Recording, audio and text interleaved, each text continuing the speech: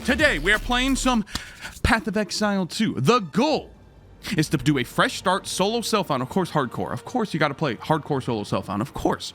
Fresh start with the goal of teaching the game. Now, if you've seen my other content on this, such as a full campaign walkthrough, a full in-game playthrough in Path of Exile 1, it's going to be very similar to that. However, this is not intended for brand new first time playing Path of Exile. It's rather, you can definitely watch it if you're a first time player, but it's intended for those of you who already have a little bit of experience and you really want to optimize the way you play. You want to play more efficiently. You want to understand why loot is good, what you should pick up, what stats you're looking for, how to scale the passive tree, all of that kind of stuff. I will talk more generalized and big picture. And then when it comes to specifically talking about my build, then I'll get into the nitty gritty details. So that is the goal. Solo self-found hardcore. Let's get started. All right.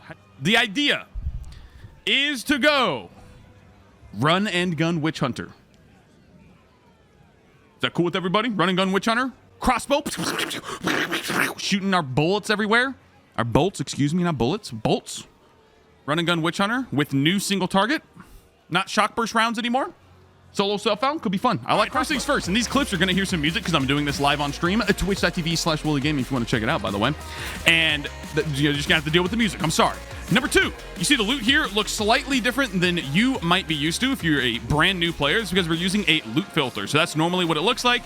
Here's what I'm doing with the loot filter. Just slightly, emphasizes thing, highlights them, makes you be like, oh, maybe this thing's a little more important because it has larger font, right? Or it sometimes will just straight up hide items. Nothing's hidden right now. But it's very important to get a loot filter. It doesn't really matter what you use right at the start. I just recommend that you download anything. The whole point of a loot filter is that it will only show you things, hypothetically speaking, of course, that are going to matter for your current setup. So the stuff that it's not showing, you don't even need to worry about it in the first place, right? Out of sight, out of mind, as they say. I'm going to do something else here that is exclusive to Filterblade as far as I know.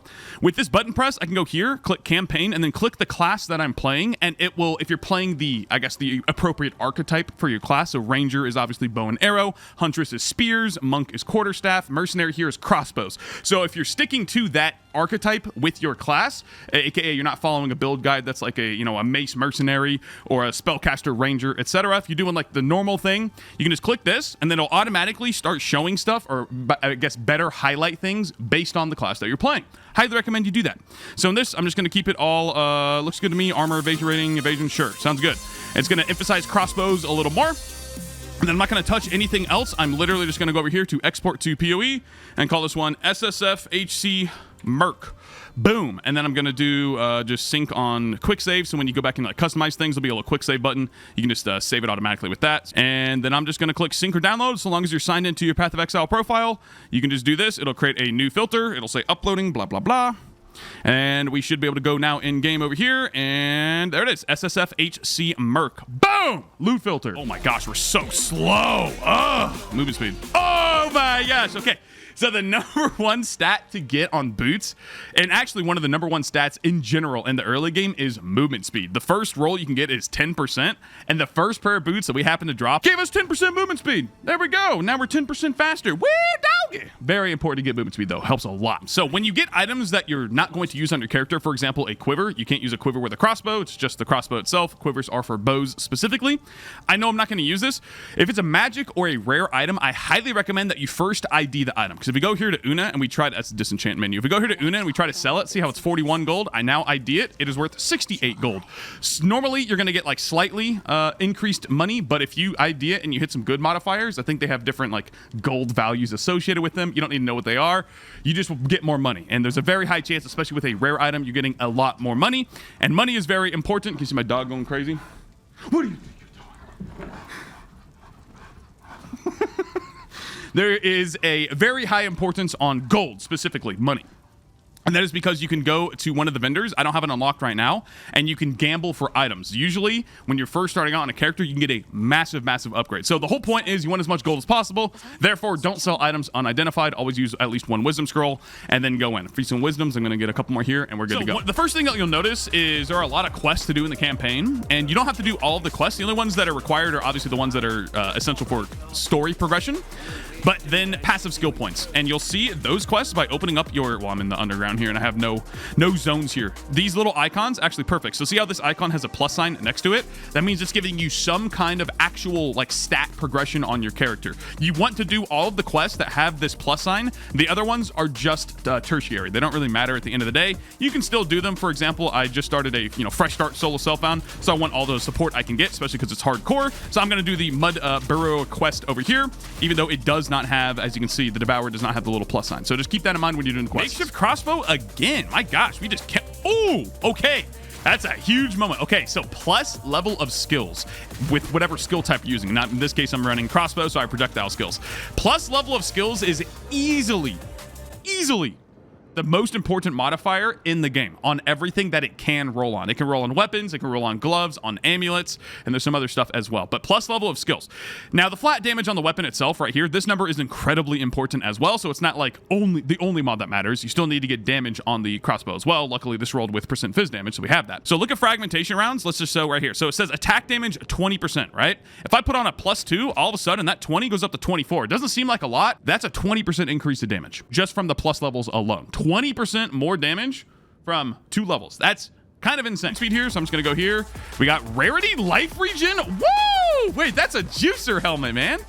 So also in the early game here, I know I said I wasn't gonna talk about things specifically for like first time players, but the early game matters a lot, and it's gonna like the better you do in the early game, it's gonna cascade forward to the rest of your campaign playthrough. Life regeneration per second is insane for the early game. So I only have 91 max HP right now. So an extra 2 life regen per second, that's insane.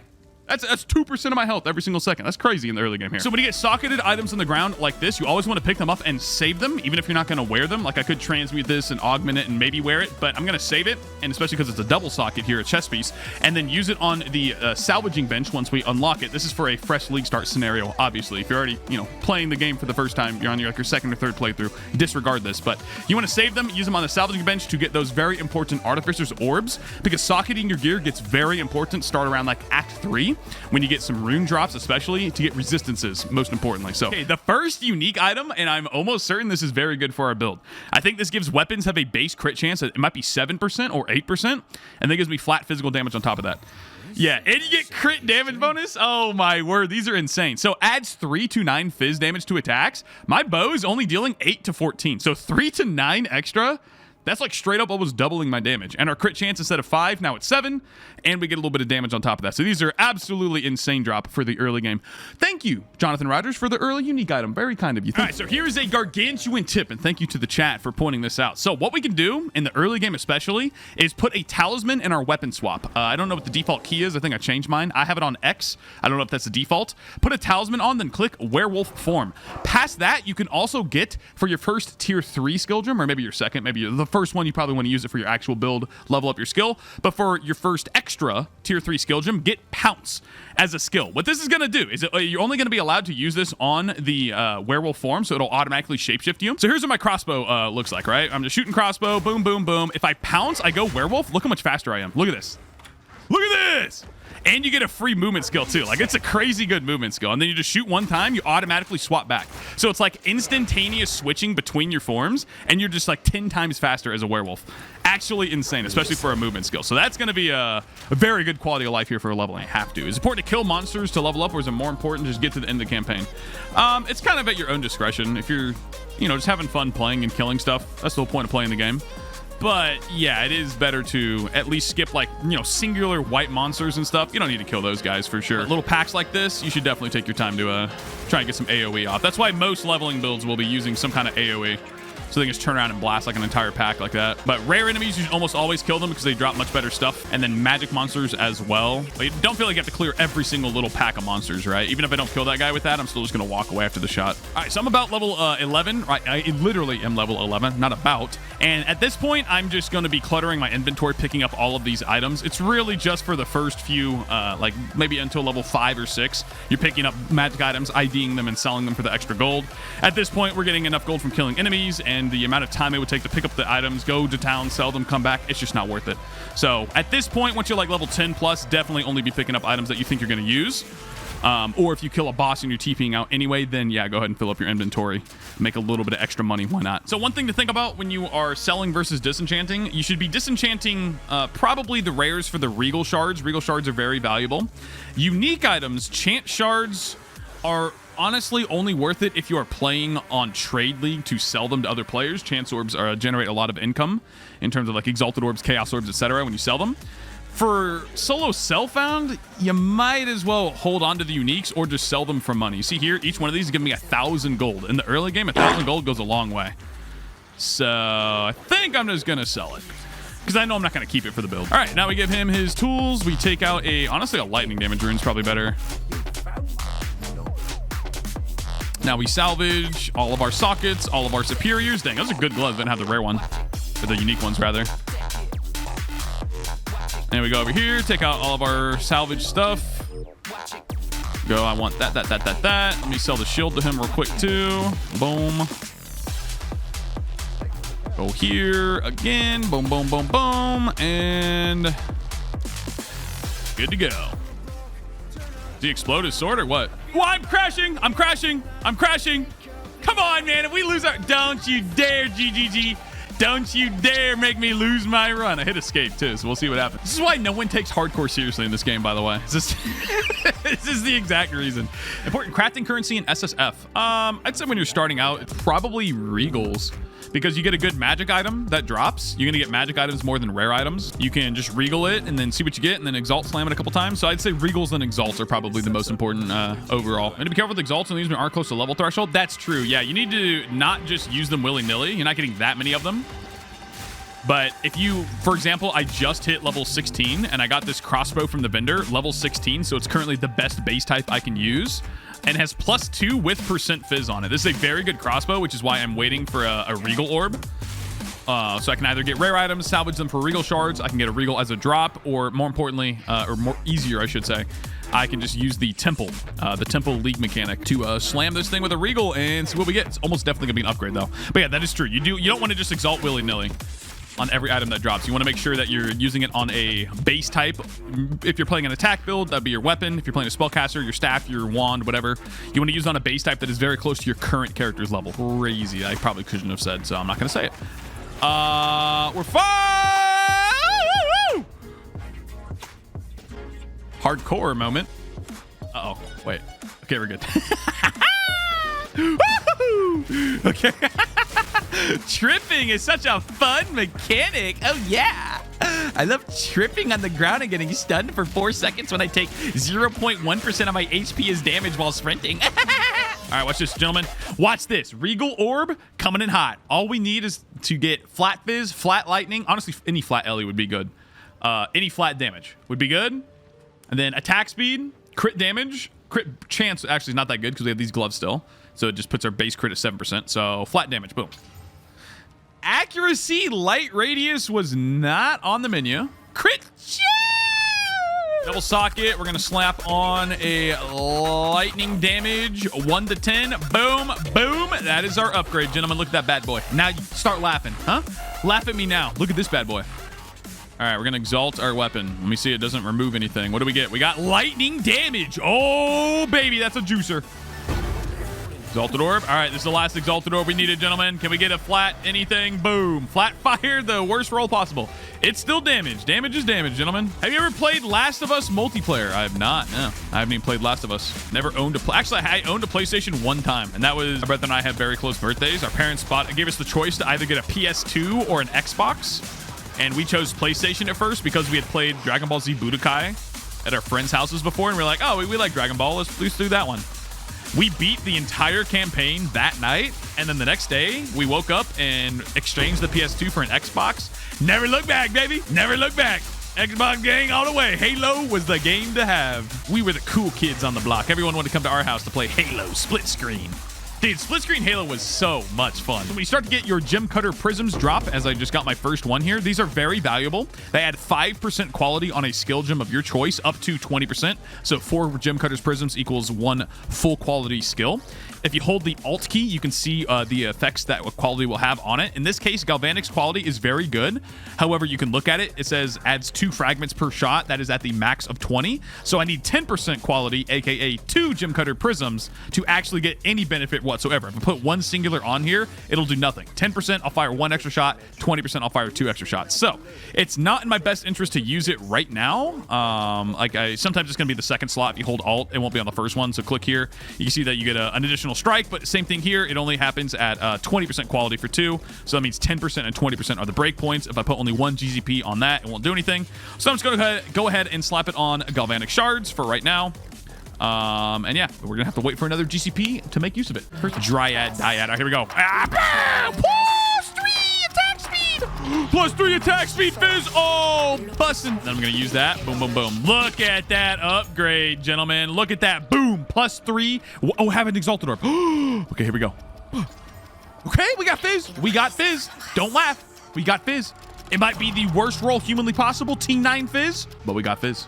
I don't want to hear it. All right, here we go. We have our first unveiling here. I like to call it unveiling. That's what it's called in PoE1. This guy's just yapping in my ear right now. Sorry. Yapping in our ears right now. And I got my first Jawbone. This is a currency item that can drop from the Abyss League mechanic. The big green, obviously like dead looking thing. River of Hades Underworld style League mechanic. And I used it to generate a desecrated suffix. Now we're going to put the desecrated item in here.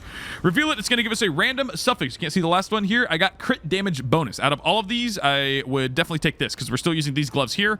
Base crit chance is 7% for stuff. So plus 10 to crit damage bonus is essentially saying 10% more critical strike damage, essentially. So it's very nice. Path of Exile, Jonathan Rod. Woo! Lesser Jeweler's Orb. Whoa! I'm putting that on Galvanic Shards. So your first Lesser Jeweler's Orb is very, very valuable. Always put it on, in my opinion, your clear speed skill, whatever skill that you primarily use to clear packs, because that's what you're doing 99% of the time in the campaign. The second one, you put it on your single target skill. So for me, it's Galvanic Shards. Bam, instantly slap that on, no questions asked. Appreciate the support, man. Life, honor res. Oh, it's too easy.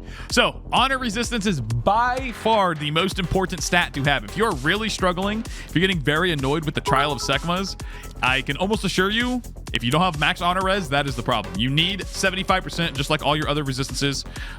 You definitely need to get a max honor res. It makes it trivial. Honor res life, another one. Oh, it's beautiful. All right, we're gonna be playing the Witch Hunter, my favorite mercenary ascendancy, the Witch Hunter. And we're gonna grab for our first ascendancy node here, probably, yeah, Zealous Inquisition. All right, this should have a campfire right here. All right, watch this damage. Watch this damage. Ready? Boom, boom. Boom, boom, boom. All right, one grenade. Boom. War banner. Boom. Boom. Boom. That's our single target, baby.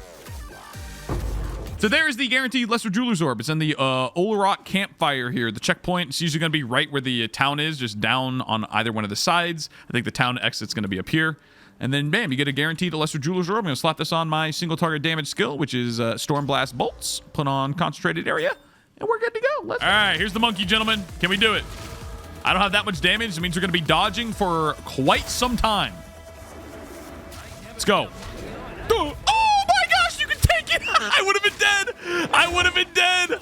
Oh my gosh. No way. The monkey nerf's coming in clutch, gentlemen. Oh my gosh, I would have died, man. That's great. Okay, here we go again. No, he's doing that. We're good. That's funny, dude. Okay, we dodged it. Let's go. No, come back. Explode. Explode all over him.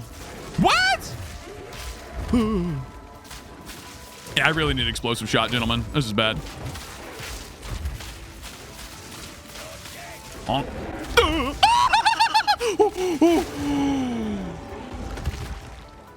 Oh, we're not going to talk about it.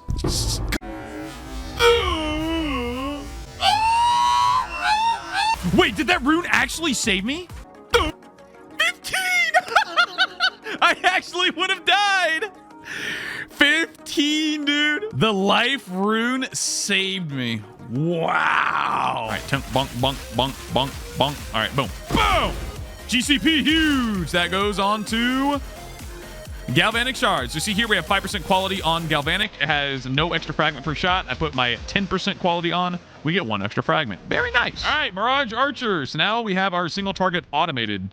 We put in Mirage Archer here with prolonged duration and explosive shot. And now when we dodge roll, it creates a Mirage Archer, and he just starts wailing on him, dude. Look at him go. Big damn, big damn, big damn, big damn, big damn, big damn, big damn, big deeps, big deeps, big deeps. I want to see the big deeps. I'm slowed for 18 years. Get him, buddy. Eat his butt. Where is he? And that has to be a joke with my movement speed right there. That had to have been a joke, right? Like, surely that was a joke with my movement speed, right? Surely this is a joke with my movement speed, right? You know what numbers affixes are this early in campaign, or just the actual affixes? Just the actual affixes. Because the base type upgrades are usually gargantuan at this point, right? Like the flat damage increase on the next best crossbow is gonna make up for the fact that if it rolls like the worst percent fizz in the game.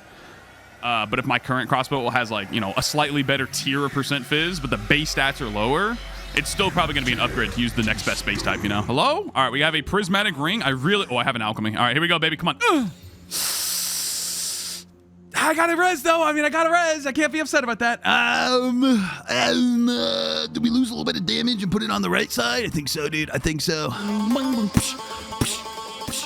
Slam of damage on this. Watch this. Boom.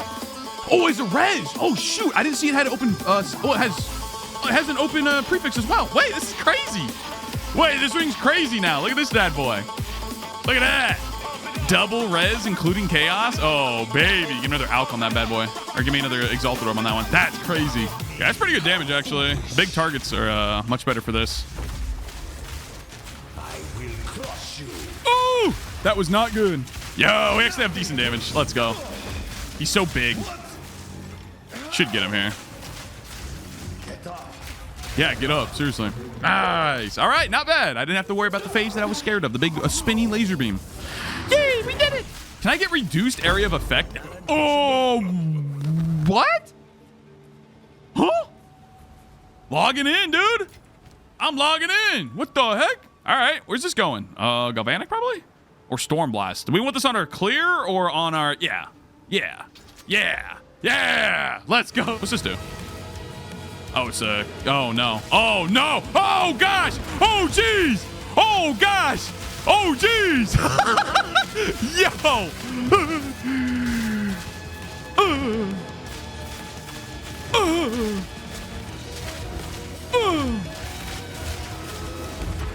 Monkey jump scare, man. Oh, my gosh. He went for my totem.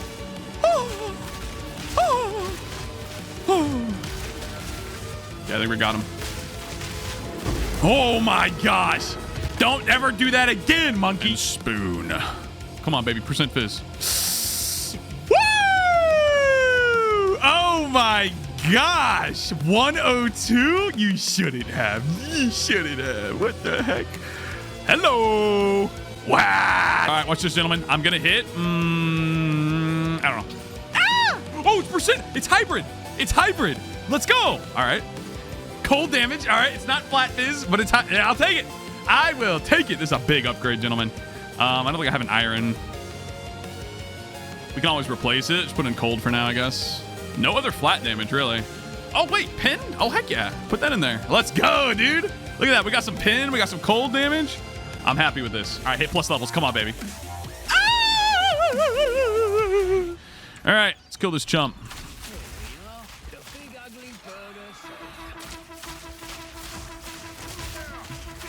Yeah, we have quite a bit more damage now. What the heck was that? Oh, I stood on it. I'm bleeding. Stand still. Stand still. No! Oh, dude. I didn't know if the bleed was off. Oh, that sucks, man. I didn't know if the bleed was off of me yet, so I didn't want to just move around and sprint. And then she did that. That's so lame. All right. Yep, we're good. All I had to do was not get hit by that. It's so sad, man. So sad. That's all I had to do was not get hit by one move, and I'd be fine. Should have been paying attention. That's my bad. There's no... Oh, it's blowing up. It's blowing up. Watch out. Watch out. Oh, it's coming this way. Oh. Oh. Oh, I gotta go. I gotta go. Get me off of here. I've never even seen this. What does it do? Oh, it just blows up the whole... Do you die if you're on that? Wait, what? What just happened? Ooh, okay. This is probably going to be an upgrade. And they have 1 Exalt, so hopefully the Regal is good. It is not good. Literally useless. All right, here we go. Wow. Yeah. Well, thankfully the suffixes are not as important as the prefixes, especially because we already got plus projectile skills. That is by far the most important suffix. Attack speed's also nice for us. Crit, not very much. So I'm happy with plus. I'm happy with flat fizz. Now we just need to find 2 more exalted orbs and hopefully get something good on this thing. Nice, pretty good random alchemy orb on this jewel here. Attack speed, damage, even the blind effect's kind of useful, so I like it. Dang, that's a big health bar right there. Big damage number.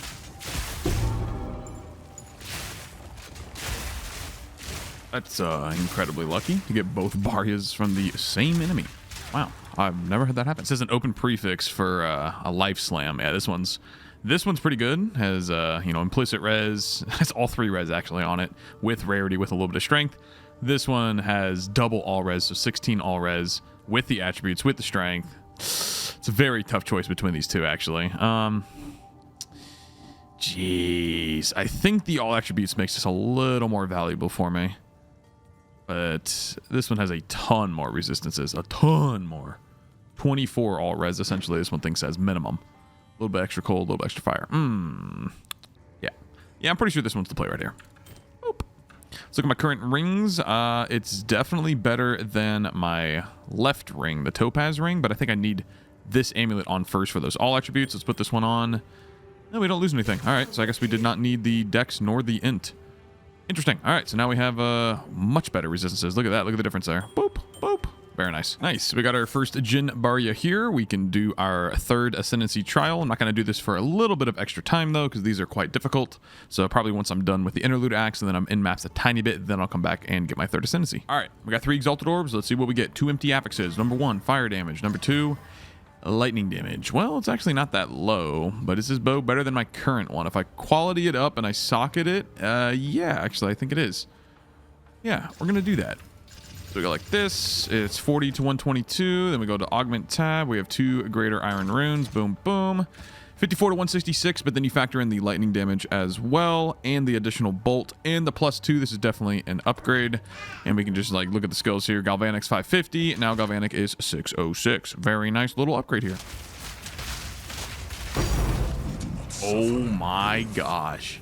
Are you kidding me? Double Omen of Life. These are so expensive. Oh my gosh. If this was Trade League, we'd be rich, boys. 5 div a pop? Are you kidding me, bro? That's insane. Oh my gosh. Wait, we just slammed double rarity on this thing. Attributes, a res, double rarity, armor evasion. I'll take it, bro. Let's go. So here in this zone, the Crier Preeks, this is the Interlude Act 3. You're going to find all these spectral owl ghost guys. He'll lead you to Elder Maddox, and he gives you a free unique item if he stops yapping here. See what we can have here. None of this looks particularly interesting. Yeah, unfortunately, nothing is really that good. But you get a free unique item, just like the Nameless Seer in the Moment of Zen when you are mapping, so make sure you don't miss this guy. What the heck is this?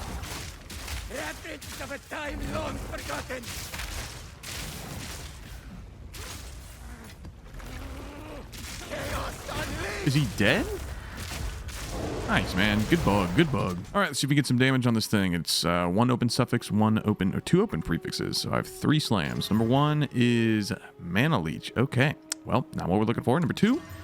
Whoa, that's kind of juicy. That's a very good lightning damage roll. Has actually 1 more prefix, so the next Exalted Orb I get We'll be slamming this bad boy as well, and almost certainly putting it on. I do lose, again, that +2 levels that we just got, but the flat damage is way, way, way higher on this one, so definitely going to put it on. All right, we have just finished the campaign / played is 11 hours and 18 minutes. Fresh start. This is essentially a league start situation, solo self-found. That's still a very long campaign. I played the first little bit of it in hardcore, as you saw, then I died, and I just figured, let's just keep going. Here, we're still in the Fate of the Vow League. We're just in regular solo self-found.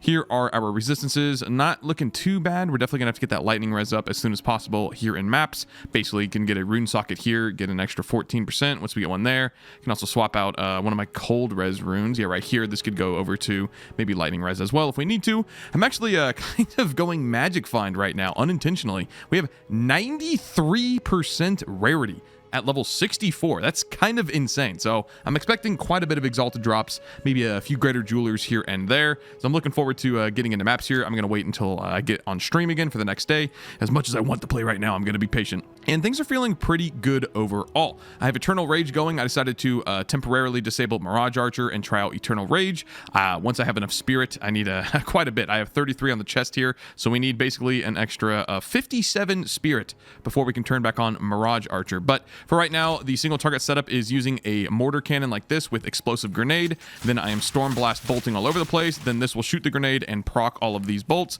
Each of them deal how much damage here? 351 in an area. So not a small amount of damage at all. And I think the single target feels good enough for right now. Again, this weapon is pretty trash. This one is going to be much, much, much better. It's not even 20% quality yet, and it has an open prefix. If I slam flat fizz on this or percent fizz, it's going to be very juicy. So even though this one has +2, this one does not have anything. This one is going to be significantly better for damage, so I'm not worried about it whatsoever. Also, here is roughly what I've done on the passive tree. I think this is pretty much good to go for now. I'm going to try dropping Zealous Inquisition to go, well, I'm going to get Ceremonial Absolution. I've not done the 3rd Ascendancy trial just yet. I will do that once I'm a little stronger. So once we do that, we'll grab Ceremonial Absolution, or Ablution. I didn't even know this was not Absolution. Well, that's my bad. Anyway, we're going to grab this, and then I'm going to experiment with dropping Zealous Inquisition, going Coaling Strike and Decimating Strike. So it'll be this branch and then this branch. Decimating Strike is quite good. It has a chance to remove up to 30% of something's life as soon as you hit them one singular time, and that's a lot more damage. It's not 30% more damage. It's roughly, I don't know the math on that, like what, 42, 45% more damage, because you have to think about like the time to kill it goes down by a metric butt ton. If you hit 30%, obviously, it's between 5 and 30%. So, you know, your mileage will vary here. But we also get Coaling Strike, which is nice because we're right here next to the nodes down here. You can get 40% increased Coaling Strike threshold. Normally it's 5% here in PoE2, unlike in PoE1, it's 10% for everything. So 40% increased threshold is like, okay, it's what, 7.5% instead of 5%. So we'll see if we want to take that. Anyway, that's an option going forward. All right, I'm excited to hop back in. For you, it'll be momentarily. For me, it'll be I have to go to bed and wake up and play some maps. Let's go, baby. Also, if you want to follow this exact character, I actually have a written build guide over on Mobalytics. I will leave a link in this video's description. You can follow literally everything that I'm doing here. The Run and Gun Witchhunter is the name. So check that out on Mobalytics if you are interested. So we are level 64. Our resistances are looking okay, actually. I do need some lightning res. I don't think I have a rune for that right now. I do not. So the first thing that you typically want to do when you get into maps is try and cap your resistances. I have 50,000 gold, so what I'm going to do is, who's the gamble vendor? And, right? How much is a ring? 12,000. It's worth the risk, I assure you. Cold res. I'm already capped on cold res, game. I'm already capped on that one. That's not what I'm looking for. I could maybe take off this ring because it has all res and then cold res. So let's see what happens. Let's slap a regal. Cold damage. Okay. I mean, that's... Wait. I was not supposed to slap a regal. I was supposed to slap an AUG and then a regal. What am I doing? All right, Ange, come here. I need another ring. Another ring. Mana. Nope, not going to use that one. All res with life per enemy killed. And we're out of money. Just like that. Just like that. We're out of money. It's that simple. I have this upgrade sitting right here waiting. My current one is... Wait, why am I not just using this right now? It doesn't have +2, but it has a lot more... Well, it has a decent amount of flat. And it has a lot more attack speed. And the reload time is way shorter. You know what? I think this is just straight up an upgrade. Let's see here. I dropped this when I was playing offline. I mean, I always am RMTing. Let's just be real. I'm just buying everything in solo self on here. But this thing has much higher flat damage. The physical is, you know, a little bit higher, but the lightning is double, more than double. It's almost triple, actually. Holy crap. The lightning's way higher. So we lose the additional bolt loaded, which will feel kind of bad, and then we lose the +2. But if we look at the DPS here, we just look at like Galvanic Shards, says 823. Now it says 1,155, and this isn't even max quality. We don't have any Blacksmith Whetstones, so I will just go ahead and wait. When you first get into maps, you really only need to kill the boss, and that's in general, because the boss of the map drops a guaranteed waystone of the same tier of map that you're running or higher. Actually, I don't know if it's the same tier of map or higher. I'm pretty sure it is. Like, if you run a tier 15, you're going to get a tier 15 waystone. So it might be just the same tier of map that you're running. No, because then you wouldn't progress. Anyway, you basically only need to kill the boss. Yes, Exalted Orb. But you can also, it's in your best interest to clear the map a little more and kill the rare monsters and try and get some currency. When you see this checkpoint thing come up, that means you've killed all the rare monsters. You can also look on the right side of the screen. Once you see, obviously, the check marks, means you've completed each one of those little mechanics. So it's, again, your best interest to clear a little more than just the boss to get some extra loot. All right, here we go. We're going to slam on Exalted Orb and get Flat Fizz. It really is that simple. We got it. We actually got Flat Fizz. Let's go. 6 to 14's probably the second lowest. Yep, tier 8.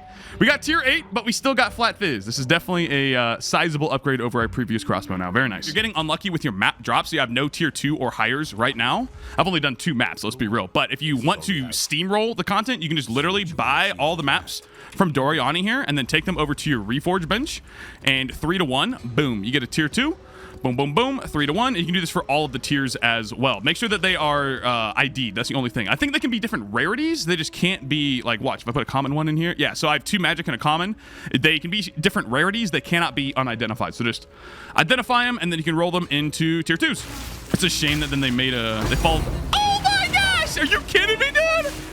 Dude, SSF is so easy. What the heck? Everybody log into SSF. You're not getting any drops in Trade League? Just play SSF, dude. So what's going to happen sometimes is you're going to have nodes on the Atlas that are not connected to anything. And this one's especially important because as you can here, there's a map called the Eye of the Storm. This is a special map you can see by the red boss icon. The normal boss icon looks like that. The red one means it's a deadly map boss, and specifically this map is a unique map. So what you have to do is you have to complete maps. So you have these little like wind wisps are coming off of it and going into the Eye of the Storm. You have to complete these maps, so travel over to them, and then one of them at random will spawn a beacon when you kill this map's boss, and then you can access the Jade Isles, the Eye of the Storm. It's the Jade Isles once you reveal what it is. But however, this one's not connected to anything. So hopefully it's not this map. We have 2 of them, by the way. That's why there's one over here. We have 2 Jade Isles right off the spawn, which is very, very lucky, actually. These maps drop a very good lineage support gem. Lineage gems are support gems, but they're unique support gems, essentially. You have unique items. You also have unique support gems. So here in Breaches, you'll run into these clasps hands. You need to make sure that you run your character model over them. You can also click on them if you want, but if you just run through them, it'll proc them like that. And then at the end of the breach, you will drop a cluster of splinters, and that is how you access the League boss, the Zesh. All right, so I just got my second set of Atlas points here. So you will have 2 sets of Atlas points. The Atlas skill tree is essentially just the endgame skill tree. You normally have up to 40 points on this regular version here, and you can just hover over it. You basically just complete corrupted nexuses, which I'm going towards right now. Once I get there, I'll explain it to you. However, you also have Atlas tree specific for each League mechanic. Right now, there are a total of 6 League mechanics. 1, 2, 3, 4, 5. 5 League mechanics. Obviously, as this game progresses, there will be a lot more added. So when you just do the League mechanic, you can see if you just hover over this specifically how you get the points, and then you can choose where you want to go. It's really your own discretion. You can just read the nodes and kind of just get a feel for, I think that would be cool. In this case, for Abyss, I'm going to go over here to Unholy Influence, because to get the crafting materials that come from the Abyss mechanic, you need to kill Abyss modified enemies. Lichborn modifiers, Abyssal modifiers. That's how you get them. So I'm going to go up here and get this so I can get some more crafting materials. Very important for solo self-out. Wait. Ooh. Greater Jeweler's Orb again. Dude, what the heck? They definitely buffed the drop rates of those. Yeah, why am I getting a bunch of... Are you... Okay, they buffed the drop rate of this like insane. Or maybe it's my 93% rarity. That's crazy, man. Dude, I'm level 70. I've done like 5 maps, and I got 3 Greater Jeweler's Orbs. What the heck? I'm telling you guys, it's the magic find. It's the 93%, 9 years newer than my current model. Darn. I can't move. Oh, we froze her. Oh my gosh, that freeze could not have come in more clutch. I actually would have died if I didn't freeze her right there. Nope. See ya, buddy. All right, now we get the corrupted boss. As long as we get this guy, we're good to go. Emerald. I actually needed that. Sick. Not bad, not bad. Okay, got our first regular Atlas points here from doing a Corrupted Nexus. That is that big like red glowy thing on the regular Atlas. I think I forgot to show you. I'll show you when I get to another one. I like to start coming out to the left side first to get increased number of rare monsters, and you get one rare monster is duplicated. Rare monsters typically give you the most loot, and then we'll probably go over here. No, actually, we'll probably get magic monsters next. So do the same thing, come down to get magic monster, magic pack size, and past that, I'll just inform you as I go. All right, Amber Amulet, boom. Whoa. Whoa. Whoa. Okay, now we're cock. Whoa. Is that max roll? Can you only get 50? Yeah, I got max roll spirit. Woo. Okay. Now, what do we do? Do we desecrate? Can I desecrate? Is this item level 68? Ooh, I don't think I can. Item level 64 maximum. That's so sad. We have to farm until we get a collarbone. Or I just slam it. Oh! Or I just slam it again. Okay. I'll take it. Also, when you're doing maps, you're going to notice that the harder the map that you put in, the less portals that you have, meaning if you die, you can only re-enter the map a certain amount of times. What I recommend before you get a really good hang of things, when you're first still kind of getting used to everything that's going on, I recommend you use an Orb of Alchemy. This will turn it into a rare and give it 4 random modifiers. If you're feeling extra spicy, you can exalt it up to 6. This will give you more loot. Every single modifier, even if it's a downside, it will have more loot on the map, such as pack size, extra monsters, just straight up item rarity, all that stuff. So you do want as many modifiers as possible. Just if you are finding yourself dying a little too much, just put an alchemy on it. You don't have to exalt it up, and then you also get a couple extra portals should you die in the map. So keep that in mind. So I just completed a Corrupted Nexus. I think I forgot to clip it. My apologies. And when that happens, all of the corrupted zones are going to turn into cleansed zones. Chat, stop! I'm going to keep going. And you don't have to do anything with these, but it's nice to just hover over these. And if you see a modifier right here, I can't hold my alt key to show you. If one of these modifiers says contains the Immured Fury, you need to run that zone. Now that is a good looking wiener. Because when you run that zone, guaranteed it will spawn a boss. When you kill that boss, it'll drop a Fracturing Orb, which is very, very valuable in Trade League. It's very useful in SSF for crafting purposes. So make sure you hover over all of the little icons here that have the cleansed, and make sure you don't see Immured Fury. If you don't, you can just move on. If you do, run that node for sure. Oh boy, now that. The accuracy base type is so bad, because they buff the accuracy you get from dex and from leveling up. If you didn't know, your character gets accuracy both when it levels up and as you get dexterity. So 145 extra accuracy is terrible. That's like nothing, dude. From my dex alone, I have over 1,000. Or almost 1,000, not over 1,000. Almost 1,000 accuracy from dex alone. And I think you get an extra 7 per level, which I'm level 71. It's an extra 500. So an extra 145 is not going to do like anything. You will see essences in your maps. I highly recommend that you carry a Val Orb around you. So I'm going to go get one real quick around with you. Sorry, not around you. How are you going to get a Val Orb around you? I mean, I guess you could. I mean, you really could. Greater Essence of Abrasion is very, very good for, in general for crafting, but especially for SSF where we really have to craft our gear. And that is because it guarantees tier 3 flat physical damage on a weapon. That's very good, but you have to use it to upgrade a magic into a rare. So what we're going to start doing is we're going to start fishing for magic base types or normal base types, upgrading them to magics, looking for percent physical damage, anything above like 120%. And then we're going to use the Essence of Abrasion to upgrade it, get guaranteed percent because it came with it, and then the abrasion gives it flat. Oh, or we just corrupted and do that. Yeah, maybe don't corrupt it, guys. I don't know about that part. All right, so here's another thing on solo self-found specifically. You can also do this on Trade League if you want.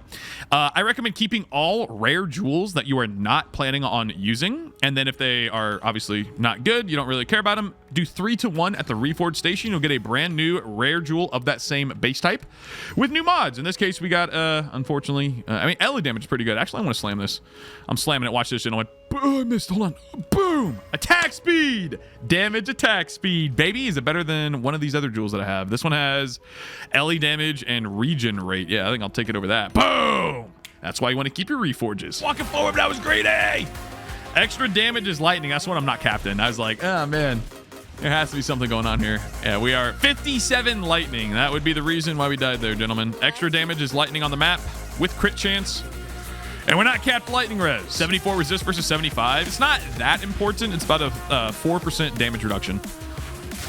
think it's like 3.7 or 3.8 going from 74 to 75.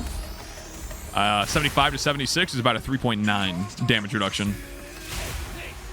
So essentially you're taking, you know, let's just say 3% more damage of that type by not being at 75 if you're at 74. The difference in, like you just asked, 74 and 75 resistances, again, is about 3% damage, right? If we look at just a incoming hit of like 1,000 damage and you have 74 resist, you're only taking, or sorry, it'd be the opposite of that. So 1,000 times 0.26, so you're taking 26% of that damage, 260. Obviously, you're taking 250 at 75%.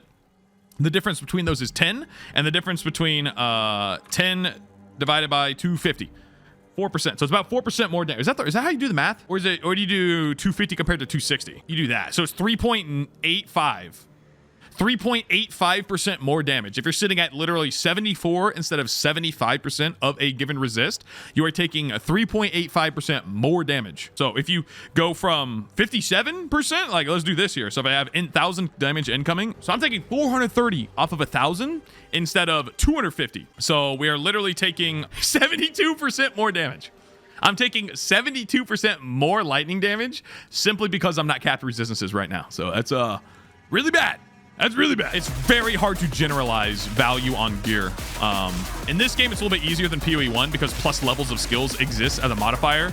Basically, anything that can roll plus levels, gloves, amulet, weapons, anything that can roll plus levels, if it doesn't have it, it's pretty much worthless.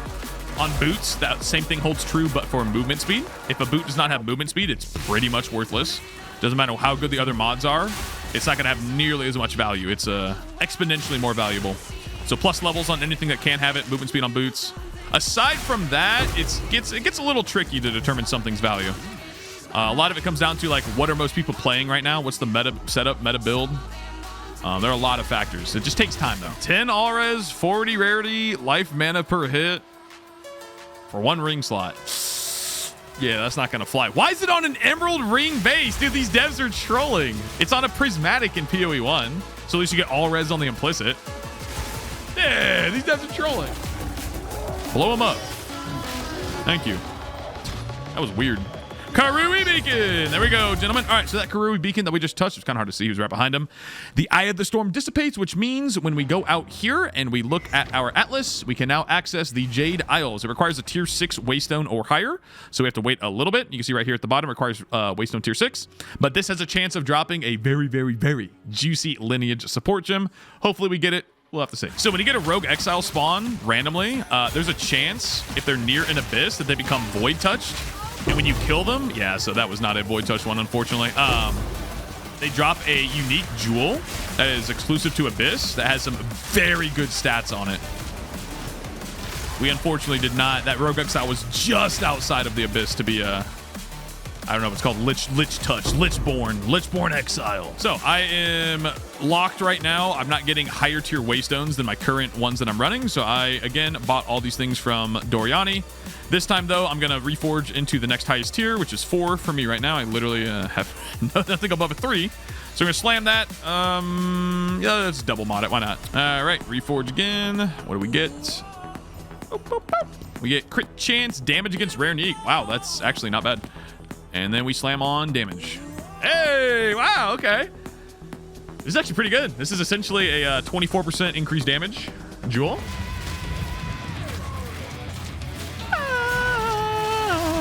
Woohoo! Wait, 400k? What is he doing? What is he doing? What is he? What? Do I get my loot if he's in the lava? What is going on, man? Wait, we actually deal some good damage. Ranged build moment. What just happened, man? To drop something. I don't want to get out of here because this is an XP shrine. Yeah, I'm just going to hit it. Normally, I would like to Alka Researcher Strongbox. Researcher Strongboxes give you currency. So if you put at least like 1 alchemy on it, even a couple of your own Exalted Orbs, you're almost guaranteed to make it back. But because I have an XP shrine currently on me, if I portal out of this map right now, I will lose that. which is very sad. And we still got an Exalt out of it, so I'm happy. PoE Ninja is a fantastic website. Highly recommend if you guys are more like looking for more advanced build crafting tips. PoE Ninja is a fantastic site because all you do, click on the builds at the top. If you want to see like more realistic characters, you can do solo self-found, so like regular standard solo self-found. You can do whatever you want though. Then you go here and then you like search whatever character you're playing. You're playing like I don't know, Smith or Katava. He's right here, Smith or Katava. Boom. And let's say you want to do what are people doing here? Forge Hammer. You want to do a Forge Hammer Smith or Katava build. You can sort by DPS or something. These are not accurate numbers, but they're, I guess, relatively to one another. I guess they're pretty accurate. And then you just like click on like 5 million characters and see what they're doing. You see all their skills, all their gear. So this guy's running Ingenuity with Constricting Command Helmet. You know, there's so many opportunities to find things that you normally wouldn't have thought about by looking on PoE Ninja. So highly recommend it. All right, buddy. Anonymous with the 10. Gifted. Hold on, Anonymous. Oh, that's what I died from last time. He blows these up, doesn't he? He blows these up afterwards, I think. Yes. There we go. That's what killed me. Anonymous with the... Oh, I got double. What? Wait. That has to be a bug. Oh, wait, no. Directional's Passion is a world drop. Never mind. This is a world drop, quote unquote. They can drop from anywhere. This one is specific to this map, so I didn't get 2 chances at a specific one. That'd be insane. Unlucky, not the one we wanted, but the next map, we'll have it. Don't you worry. So I will boom, dodge roll. It creates a Mirage Archer, and he will now use the socketed skill, which is Explosive Shot. So now I can just go like this. Dodge roll creates a copy of him, and he's going to detonate these for me, so I don't have to put down the totems anymore, and he can't be damaged, most importantly. So we don't have to worry about our totems dying. Let's see how this works out. Karui Beacon. There it is, gentlemen. And I got a higher tier Waystone. Nice. Perfect. Right there. Kill that guy. Nope, he's back in. Dude, these Abyss enemies are disgusting. He's just not taking damage. He's literally invincible. What a fun mechanic. What a fun and interesting mechanic. Anyway, you want to kite this guy outside of the Anumamu's Void. That's modifier right here.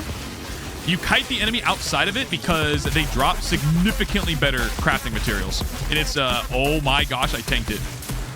Oh my gosh, I tanked it. It sounds like placebo. It sounds like it's not real. I promise you it's real. So you have to be inside of that to damage him, or he has to be outside of it. All right, here we go. It's gone. Oh, he spawned another one. All right, I'm going to put him over here. Hold on. Okay, and he's going to put a void on himself, isn't he? All right, I'm sending it. Yes! Oh! I told you, dude! That's the second time that's happened. Are you kidding me? I'm telling you, boys. I'm telling you. You just kite him out of the mist. That's well worth it. By the way, we were playing on Trade League. 14 div. 14 div. Boom! Just like that. I'm telling you, kite them out of the mist. That's the trick, gentlemen. Because if your totems are dead for any reason, unlucky. Combs madness. Not what we were cooking with. We were cooking with ice.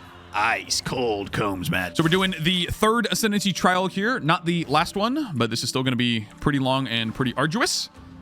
So I figured I'd record the entire thing here. Give you guys a little bit of uncut gameplay because I haven't really shown any in the video thus far. So I'll give you by a little bit. It'll be quite some time of uncut gameplay here. Say hi to Stream, by the way. Hi, Stream. Stream, better behave. You better behave here on stream. Oh, no. Boy. Now that is a good-looking wiener. Anyway, that was unlucky. It wasn't even showing. I love it when the ground effects don't even render sometimes. It's great. That's awesome. So anyway, I'm going to record the entire trial of Sugmas here because, again, a lot of people struggle with this, and rightly so. It's very annoying. So my priority in the early parts... Oh, boy. Now that is a good-looking wiener. Uncut, by the way. This is uncut. My priority here are getting as many of these shrines as possible, these sacred water fountains, because so much, like, because the what are they called, sacred water that you get is currency at the vendor, and the vendor is how you get all of your power in the trial of Sekhemas. So less sacred water found, very bad. Cannot restore honor, removed after we kill the next boss. We're on the 1st floor, so this is probably the no-brainer choice. Trap steal, increased damage. Yeah, you don't want to do that. So I'll take a silver key here. I do miss out on the an extra fountain, but 50% less sacred water for the entire rest of the trial. Why would I do that, right? I'm just shafting myself for the rest of it. So here we're definitely going to go with the cannot restore honor, removed after we kill the next boss. Not a big deal. Again, because we are only on the 1st floor. Also, pro tip here, you see that my zone level is level 60. This is I think the bare minimum you can have for trial 3. You might be able to do it like level 57 or something. But anyway, when you hover over the Jin Barya, which is the item that you put into... item that you put into the container to start the trial of Sekhemas, it'll say whether or not this trial will grant you additional ascendancy points. Whatever the minimum level Barya you have, the better, because it will decrease the HP of the monsters. You'll have an easier time killing everything. Reduced effect of non-unique relics is very bad. Luckily, we can just go here and get no affliction. So we're going this way. Because if you can't avoid an affliction, you probably should. Not all the time. Sometimes there's the correct choice to take an affliction, because you can get maybe like a minor... By minor, I mean not as impactful for your current build one, and then the next room after it is really good. So there's maybe some times where you would want to take an affliction, but usually if you can avoid taking an affliction, yeah, you should just not take one. Simple. Sorry, chat. It's the start of the recording. Stream will taper off. Don't worry. They'll stop farting and doing their stuff. So if you go like, what the heck is this guy doing? What the heck, dude? Binding Chains. Debuff that slows you for 8% each stack. Luckily, that is not nearly as bad as... This is one of the worst afflictions in the game. See one fewer room ahead. Cheeks. See one fewer room ahead is extremely bad. Definitely one of the worst. Always avoid that one if you can. If you... are playing Trade League, which I'm assuming most of you guys watching this video are on just regular Path of Exile where you can trade other players. Highly recommend that before you do this, you buy as many relics with honor resistance as possible. It is imperative that you get as high honor resistance. It caps at 75%, just like your fire, cold, lightning resistance is. Because that will drastically improve your quality of life here. You won't be worried about regular tickle damage from enemies. It's really only like big telegraphed attacks. If you get hit by those, yeah, you're gonna lose a little bit of your honor. Because how this works is, regardless of your HP value, you can have max HP. If you go to 0 honor, you lose your run. So you want to have your honor as high as possible. All right, this is good. So we're gonna get the Binding Chains. We skip out on one fewer head, and we also get a water fountain at the end of it. Very nice. We got another room here. I like the escape room, which is this one right here, where you have to hit the crystals within the certain amount of time. These are not bad. I like obviously the hourglass, where you just kill monsters. That one's pretty fun. But by far, the best rooms in Trial of Sekhemas are the ritual rooms, where we saw it earlier, actually. We kill the skeletons in front of the portals, and you just exit the room after you're done. Those are by far the best rooms. The worst rooms are the trap rooms, not because they're particularly difficult, they're just very tedious, very long. So you don't have to do this if you don't want to. It's only 5 sacred water though, so I recommend you do it. You always get to see what this is going to give you, and then if you don't like it, you can just not take anything. So here, restore honor on a boss room, but you lose sacred water when you take damage. No thanks. Monsters deal less damage, but you gain a random minor affliction. Do not be fooled. Minor afflictions are very bad. Most of the afflictions in the Trial of Sekhemas are minor.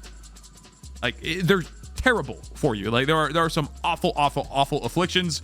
So do not think, oh, it's just a minor affliction. What's the worst? No, it could be very bad. Same thing here. Why would I remove this? I'm literally going to kill the boss and get this removed. So I'm just going to take nothing here. I wasted 5 sacred water. Who cares? I'm going to hit the sacred water fountain.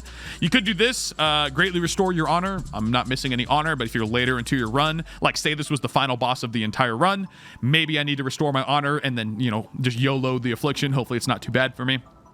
But in this case, again, everything revolves around sacred water. So I'm going to grab the fountain. We got a trap room. Oh, yay. Everybody's favorite room. Trap. Yeah, these are the worst rooms in the game for sure. They are such a waste of time. Superior heavy plate. Wow, armor scraps. Wow. I'll take that. So we're just going to run through. As you can see, I am not really caring about the traps. I'm literally just running through.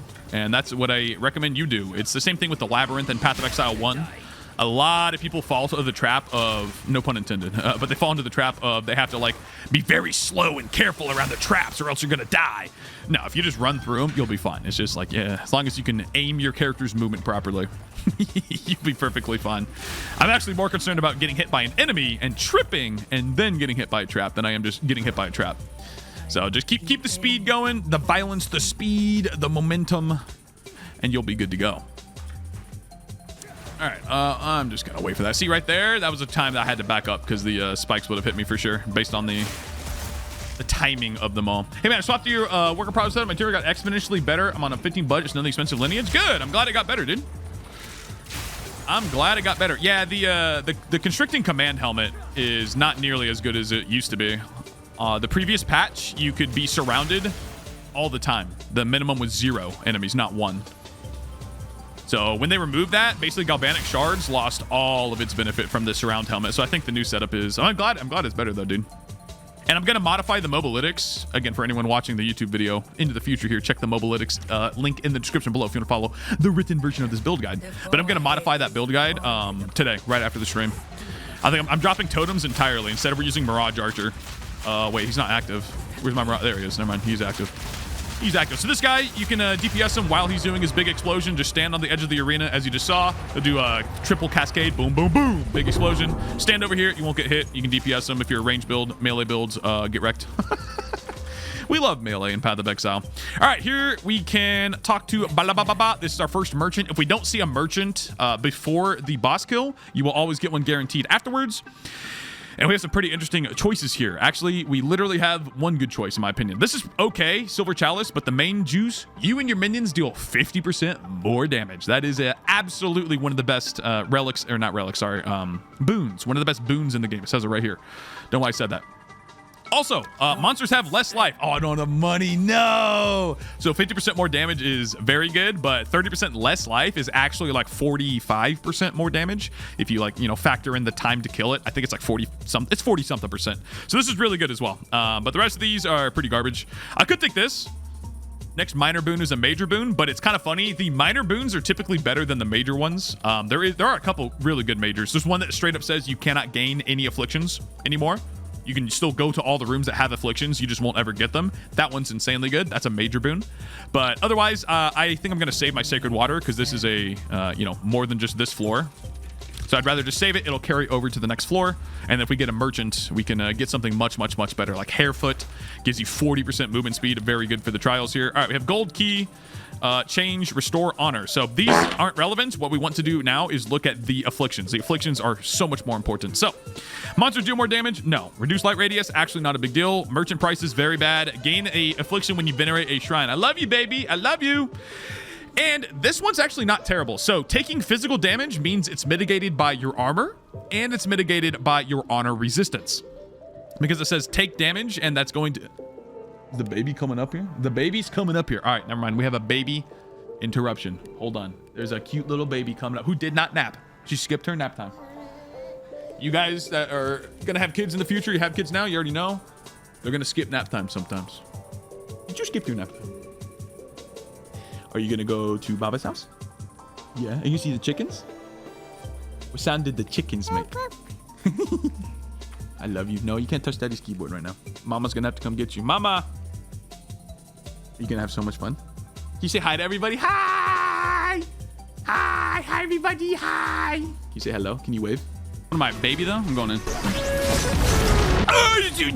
Can you wave?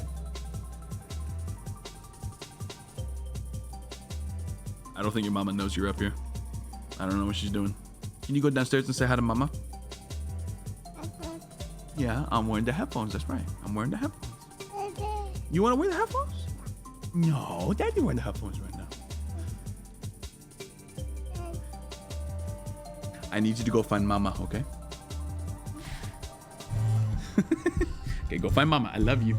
I love you. Say bye-bye, everybody. Bye-bye. Find Mama, please. I love you. You're like, no, Daddy, no. I know. I've been working a lot, baby. I've been working a lot. You're gonna go have fun at Baba's and then I'll play with you after, okay? I'll be done with work when you get home. That's okay. All right, go with Mama, please. Go with Mama, please. I love you. I love you. Get your mama. You're gonna go to Baba's house, okay?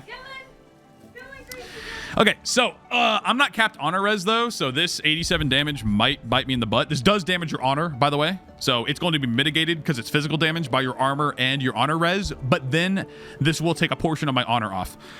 But it's still only 87. It's not really that high. But this one is pretty free, in my opinion. The reduced light radius is literally irrelevant. Minimap is hidden. As long as you know what you're doing, use your eyeballs, you're fine.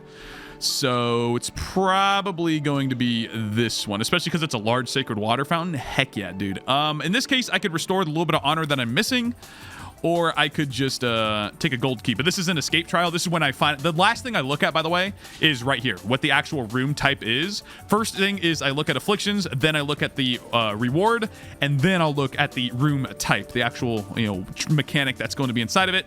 In this case, ritual trial or chalice trial versus escape trial. Chalice is marginally better. Again, escape are those death crystals. You have to hit them in time. Chalice trial is you kill the 2 or 3 rare monsters that are in the room. So I think I will just go for... I'm not really missing any honor. So we'll go for an escape trial. We'll just send it. We'll just send it for the gold key. That'll give me some better loot at the end of the run as well. Oh, we had one down here. Don't forget this one. Hold on. Everybody hold on. When I hit my 30s, my appreciation for small kids skyrocketed. Yeah, kids are very, very, very special. Especially having your own kids. It's a very different experience. Worth every second, though. 100%. You're going to have good times. You're going to have bad times. But it's worth every second. We need relics because we are solo self-bound. I was not able to buy them. Did I mention? I did mention that, right? Where I said make sure you are buying relics with honor resistance. If you're on Trade League, definitely do that. Huge benefit.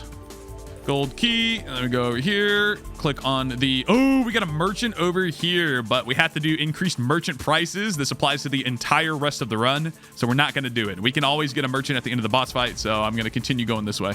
Unlucky, though. Oh, gosh. It's a... Oh, it's a trap room. All right, we don't need the minimap open anymore, so I can just... Yeah, see, look at the light radius. It basically just tints your screen red is what the reduced light radius ends up equating to.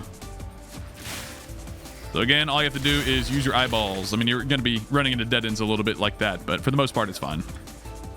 Just going to roll there, roll there. Here's our lever. Slam this bad boy in. Asian invasion. How you doing, brother man? Nice to see you. Hello, hello, hello. We have to go this way. So it's annoying, but that's all there is to it. Minimap being hidden, just a minor annoyance. Not a gameplay impacting thing. I need that relic, though.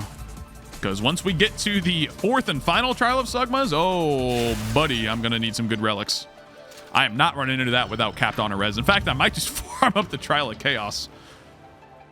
Do a Trial Master fight in SSF instead of Zarako, whatever his name is. Okay, we get Trap Steel increased damage. Honestly, for another water fountain, that's worth it. I don't plan on getting hit by very many traps. Fun fact. But I might. It might bite me in the butt. We'll see. Excuse me, coming through. Here we go. Techrod's Gaze is 30 div? Are you kidding? No. Wait, why? It doesn't even work with more. Why? I mean, it is a really good augment. Like, for anyone that's not doing a pure energy shield build, you're going to need to regen your life. So, one socket for 1.5% regen, it's not terrible. It's really good, actually. It's not that it's not terrible. It's good. Bronze key. Sometimes you kill enemies. Oh, by the way, when you do kill rare enemies, see how he left his sacred water right here?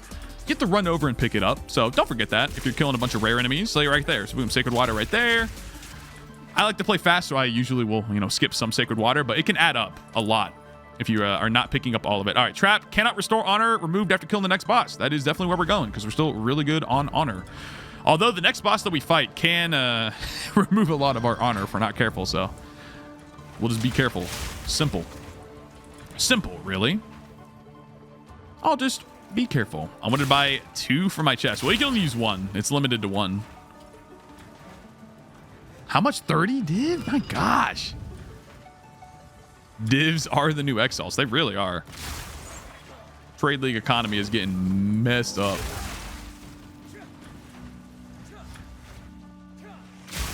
All right, red lever. Kind of unlucky we got multiple trap rooms. Hopefully that means we won't get any on the 3rd floor. The higher the floor count, the harder the rooms. So if you can avoid trap rooms later on especially, you're going to be way better off. All right, sacred water. And then we go here on our kind of... Oh, we got another merchant. So this is perfect. We get a merchant right before the boss. So we could maybe get some crazy good benefits. And we have been stacking up our juice this entire time, the sacred water. So pretty much perfect scenario here. We should not take any unnecessary damage. A lot of enemies have on death mechanics, as you know from playing Path of Exile.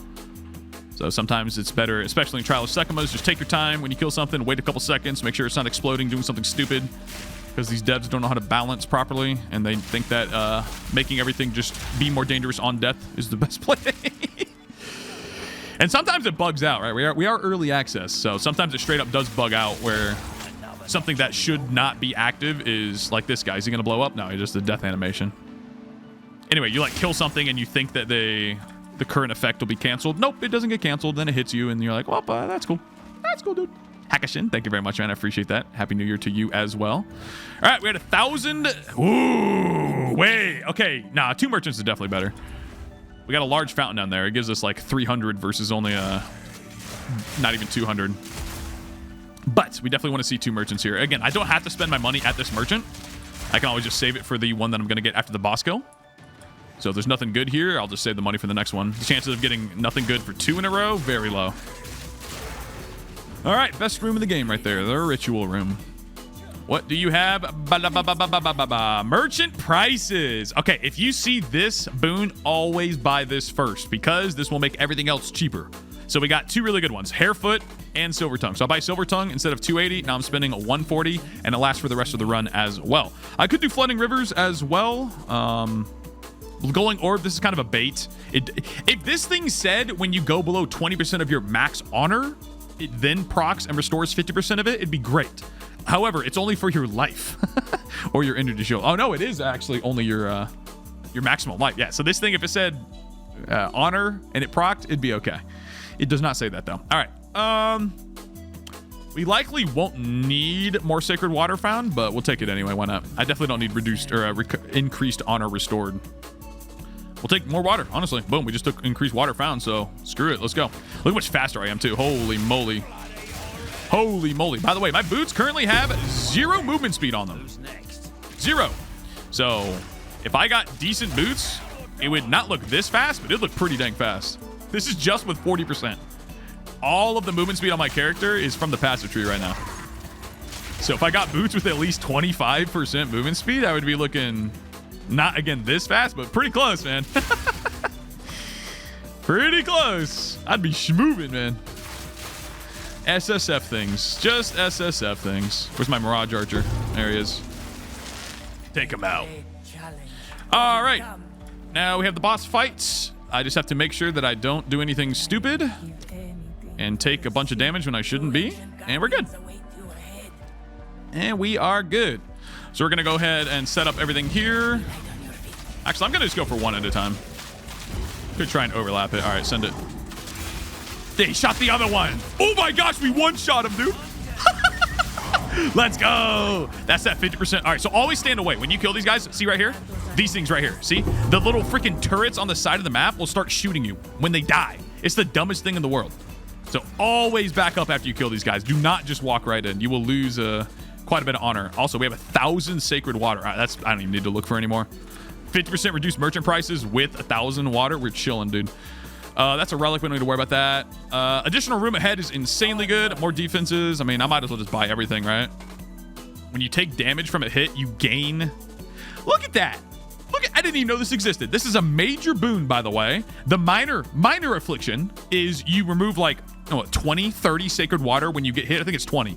The major boon, not minor, major, you gain 2 when you take damage.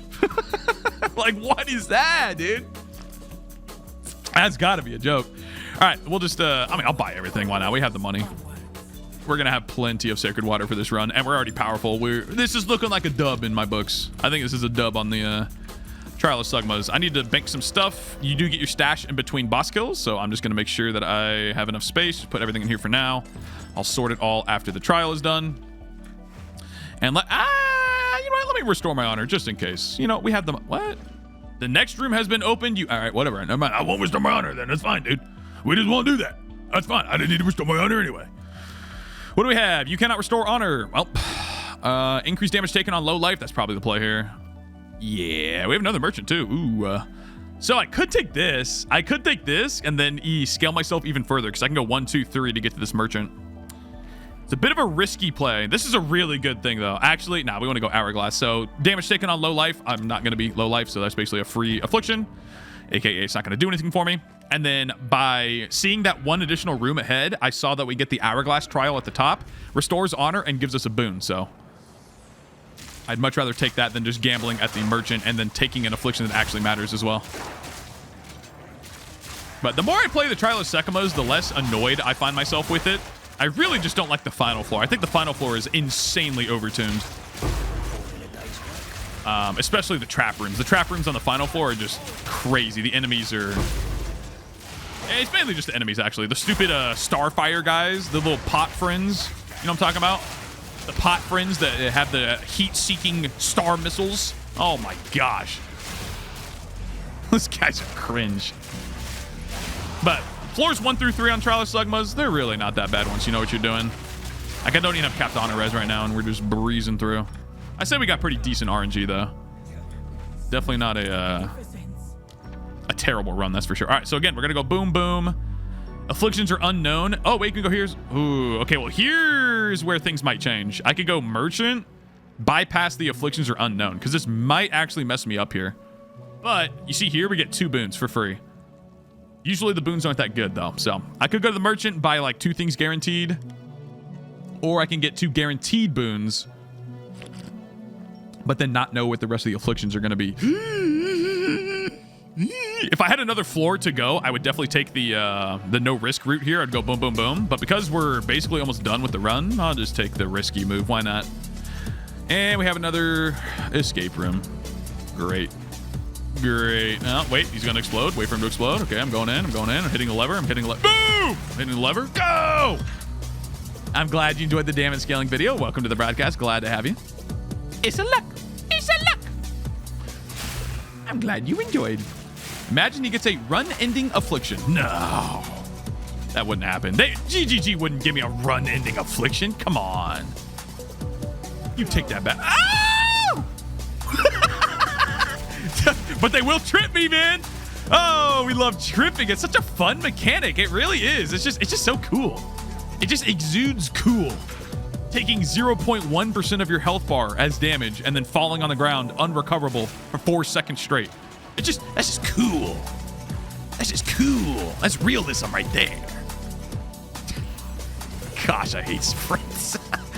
Well, might as well. Again, you might as well use your 5 Sacred Water on this. See what happens. Maybe it'll do something good for you. Usually it won't, though. Minor boon. Nope, don't do that. Gain honor restored. Gain tariff. Ignore the first hit in each room. Lose 3 boons. Yeah, nope. That's why we aren't going to do that. Oh, here we go. Wait a second. Okay, so now because we can see 1 extra room ahead, before we hit this, we'll see the next 2 potential afflictions. How much juice do I have? I have 350. All right, is it Merchant or is it extra boon, boys? I think it's Merchant. It's a Gauntlet Trial, too. It's a Gauntlet Trial. It's the bad one. Nah, I said it's a Gauntlet Trial, too. That's the worst one. Ah, my plan's going out the window. Where's the exit?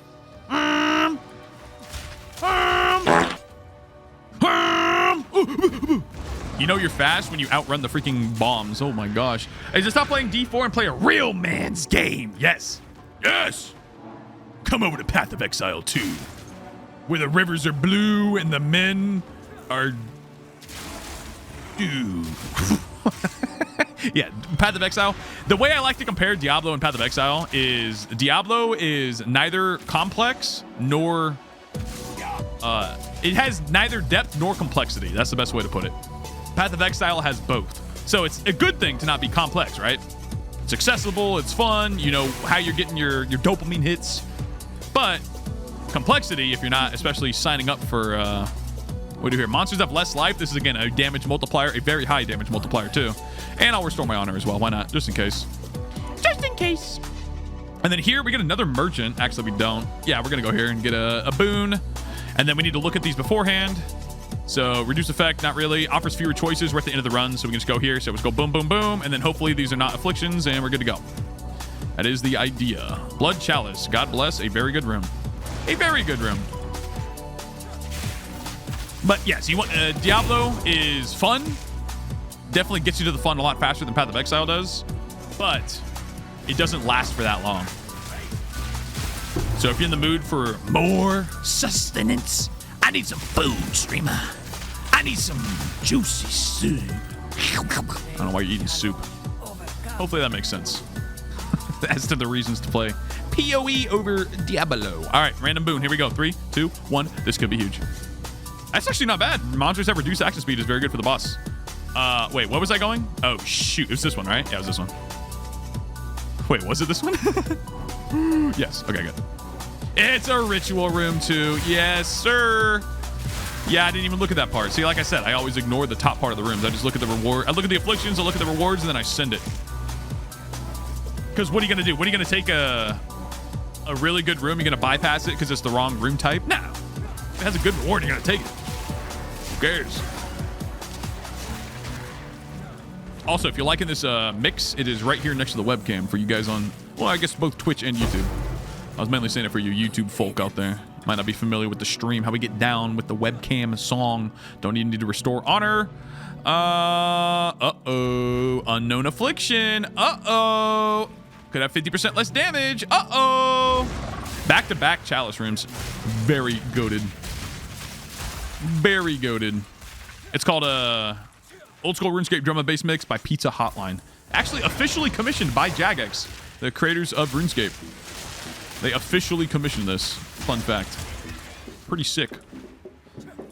Pretty sick, dude. I was doing a build 7 days later, changed everything, and now I'm lost. New to the game. I have updated the mobalytics with the old version. It's like an in-game version though, and I will re-update it again, adding in like some whatchamacallits. Some oh, we don't have to go affliction. Let's go. I'm going here. Adding some temporary build variants, if that makes sense. But yes, I'm sorry that I deleted all of the old stuff. But I will add some more details for sure. Oh, that was really risky, but I did it because we're fast as heck, boy.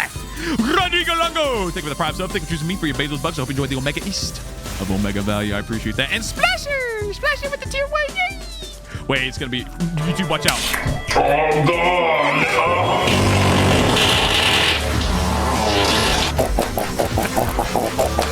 YouTube Ninja! I'm recording this entire thing for YouTube, by the way. The trial of Sekhemas. If you did not know, that's funny, dude. Splasher, thank you for the tier 1. I appreciate that. And Rodrigo Longo, thank you for the prime sub. Appreciate it, guys. Enjoy the Omega East of Omega Value. Where is my exit? I don't know. I don't have a mini map. I think it's this way. I would hope it's this way. I don't think it's this way. I'm going to go this way anyway. Am I dumb? Is it not this way? It's not even in this... Help. Where's my exit? Is it this way? Where's the exit? It has to be this way. I came this way. No? It's back this way? What? It's the beginning of the map. Is it up here? How do I get up there? Get me over there. Nah, it has to be back this way. I trolled. How many times have I said back this way? Oh my gosh. Just freaking get up there. Thank you. Where's the door? Am I... No. Where? Oh, there's a doorway right here, dude. Oh, I see. Oh. Dude, that's crazy. All right. Can we kill the boss with full honor? 30% less health on the boss. We have 50% more damage. They have reduced action speed. If I don't kill this guy, I am just a terrible gamer. I'm the worst gamer of all time, quite frankly. I think we got her, guys. I think we got her. We did it. Woo! 30 Ascendancy Trial! Yay! Yay! So at the end of the run here, any leftover sacred water that you may have, you can take it to, number one, I'm just going to click this, get my points. Take it here to the forge. It'll give you, let's wait for this. Hold on. It'll give you extra keys. So I have 726. Boom. I got a bronze key and a silver key. Very nice. So I'm going to open up Royal Cache. This gives jewels. Definitely going to hit this. And this one. Boom. Time loss caches are very good, but I believe you only get those from the final, the full Trial of Sekhemas. I'll use my last gold key here. Silver key. A gold key gives a silver key. Wow. I'll do Royal Body Armor Rangers. Oh, the body armor didn't even show up. That's crazy. We have 6 silver keys, so I'll just, boom, open them all up. Let's go. What skills are in set 2? Just Stormblast rounds and... That's it, actually, right now. Oh, and attrition. Stormblast rounds and attrition. I'm gonna just boom, boom, boom. Oh, I need boots. Any of these boots now? Uncut support gem. Unset ring. Ooh, a crossbow could be huge. Boom. That's crazy, dude. That's crazy. All right, there we go. Our Trial of Sekhemas are done. We're going to grab Ceremonial Ablution. This is very good. Now, Source Reward applies to all damage, not just elemental. Pretty sick. All right, that is it for the Trial of Sekhemas. There you go. Hopefully that helped you guys out. A little bit of uncut footage. See the build. I mean, that was, you know, very easy monsters, so you didn't really see much of an actual build display there, but hopefully it helped you guys out that need a little help with the trial of Sekhemas. Thank you very much for watching. See you in the next clip. For you in 2 seconds, for me, probably a few hours. Buddy, and welcome back to some offline Woogie here. Happy New Year, by the way, everybody. 2026, let's go. I'm still level 76, have not started with the offline session here just yet, but I wanted to talk about a couple things that I'm working towards. First of which is a new weapon.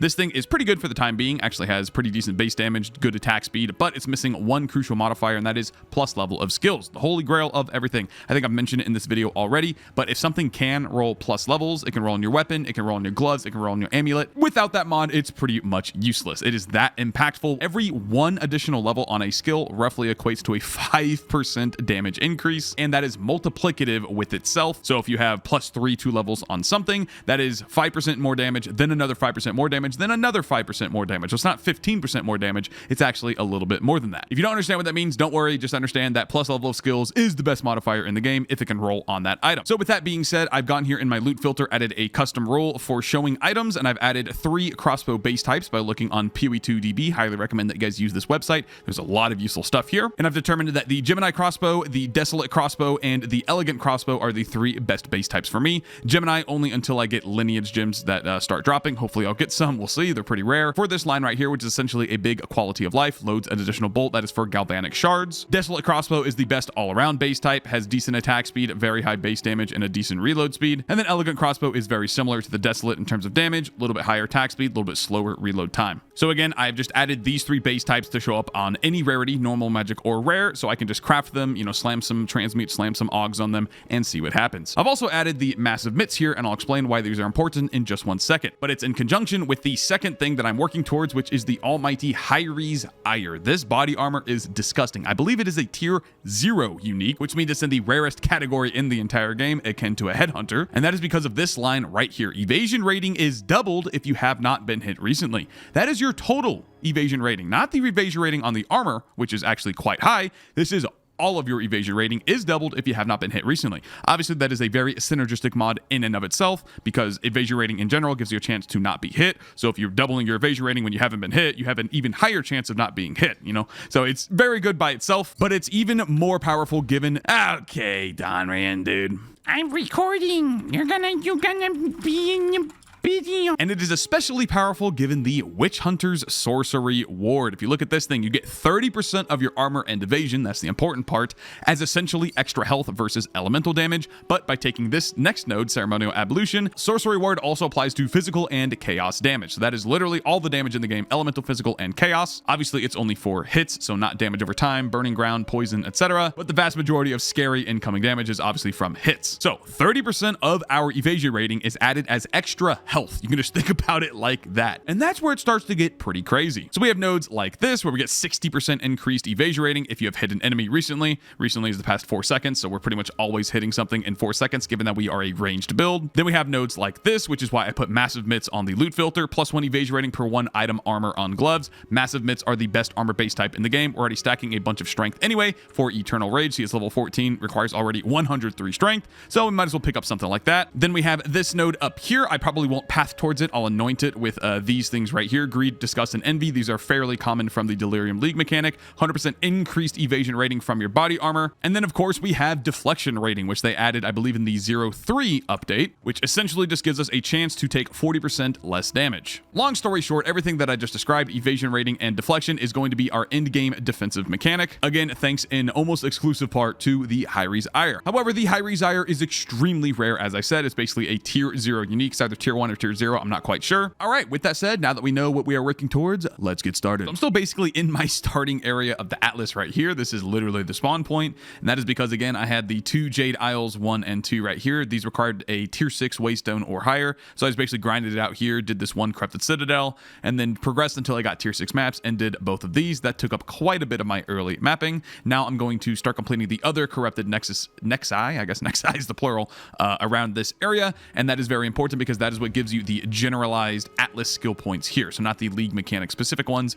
the ones that are applying to, you know, magic monsters, rare monsters, etc. You get these by just doing the quest for the Corrupted Nexus over here. So we need tier 3 plus, then it's going to go tier 6, tier 9, etc. So we're almost at this one right here. So let's start making our way towards it. And then for tablets here, you gain additional slots based on how many mods your map has that you are putting in. So in this case, I have a rare map with 6 modifiers. It's completely full. So we have 3 available slots for tablets. Tablets are pretty important. They're not like absolutely integral, especially on Trade League, but you might as well be putting them in. Obviously, we get increased rarity on the map, so that's just applying to absolutely everything. Very good. And then you have league-specific tablets like the Abyss one here, so we're going to get a guaranteed Abyss to this map. And then I'm also going to go over here and do this Delirium tablet. We're going to slap on an AUG here. Quantity of Waystones rarity sounds good to me. So make sure that if you are using tablets, definitely turn them into magic. Once we kill the pinnacle boss, which is called the Arbiter of Ash, we can actually make these rare with 4 modifiers, but you don't need to worry about that for quite some time. Looks like maybe the Exile is not in the Abyss, just outside of it over here.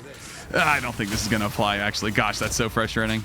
We'll have to see, though. Maybe we can get lucky here. All right, it is a monk guy. All right, there it goes. Get one shot. Oh, is it going to come up? Come on, baby. No. All right, so unlucky. Again, if you get a rogue Exile, that is a part of an Abyss. That it has to be. So the Abyss is right here. Exile is right here. Very close, but not quite what we wanted. Unlucky.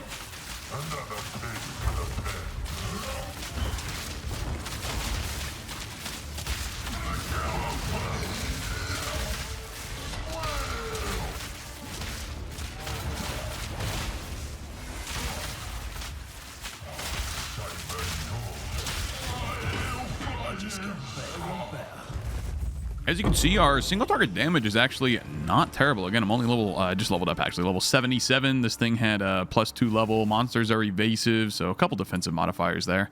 So not actually terrible for right now. Again, we got a rogue Exile directly next to the Abyss, and I don't think she's gonna get resurrected. Dang, man, I'm getting so unlucky. She was right there. The Abyss is right here. Come on, game. There's some pretty crazy Abyss monsters. What the heck is going on here, dude? There's like 5 of them. 4 of them, help. They just keep following me around. Dude, what is this? This is the vision right here, gentlemen. Holy, this is the vision right here. This is insane. Get me out of here.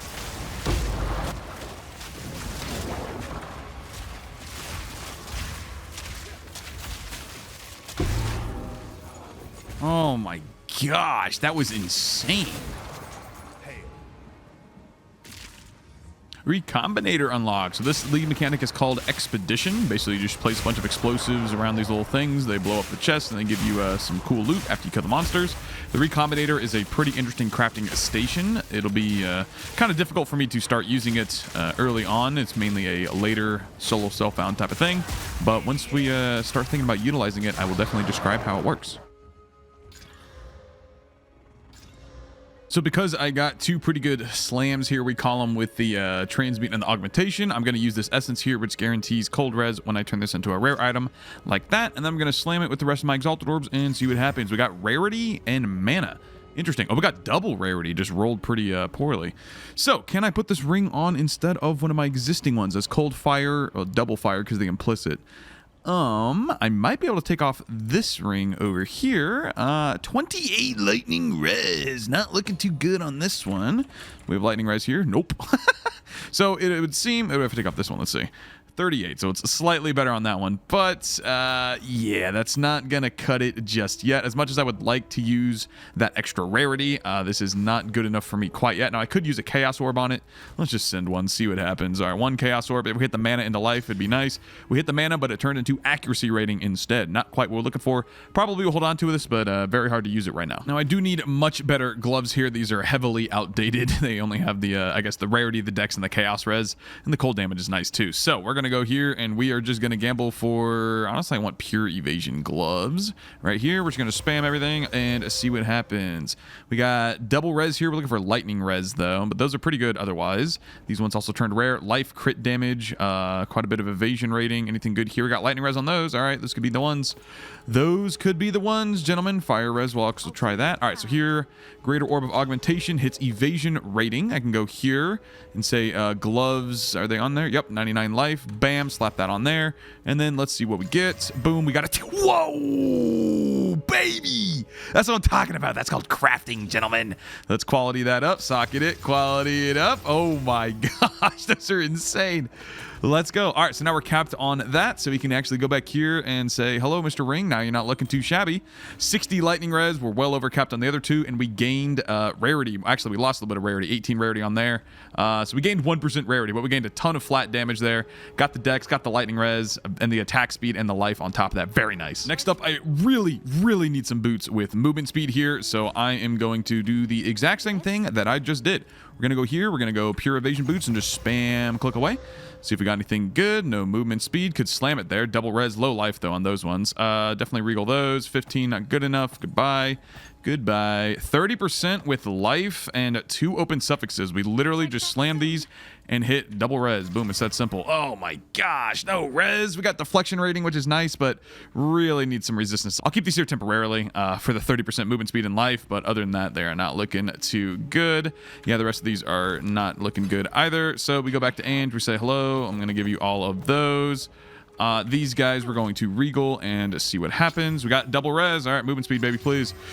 You suck. All right, Chaos Orb. 1 Chaos Orb. That's worth it. We got double res life on those. Come on, baby. Nope, that's not going to happen. I'm not going to keep going. We're going to keep gambling instead. We have plenty of gold to keep gambling. These ones are over here for now.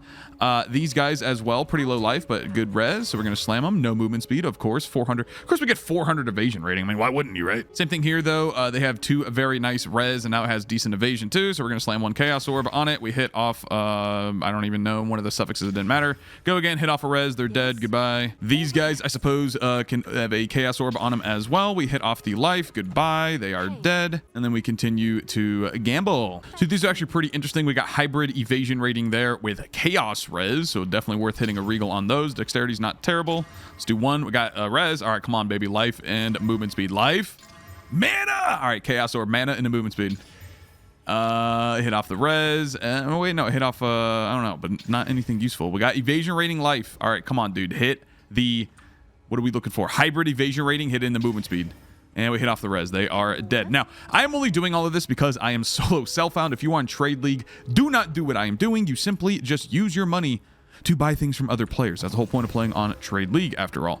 Definitely don't do what I am doing here. I am just gambling away. These are not terrible, but not worth it. 10% movement speed, a classic, a tried and true classic. Those are terrible. Those are terrible. Yeah, I guess these are worth slamming just to see what happens. Mana, of course, dude, of course, a classic. So we are out of money, pretty low on crafting mats as well, so I'm gonna come back to you, do some more gambling when I can afford to.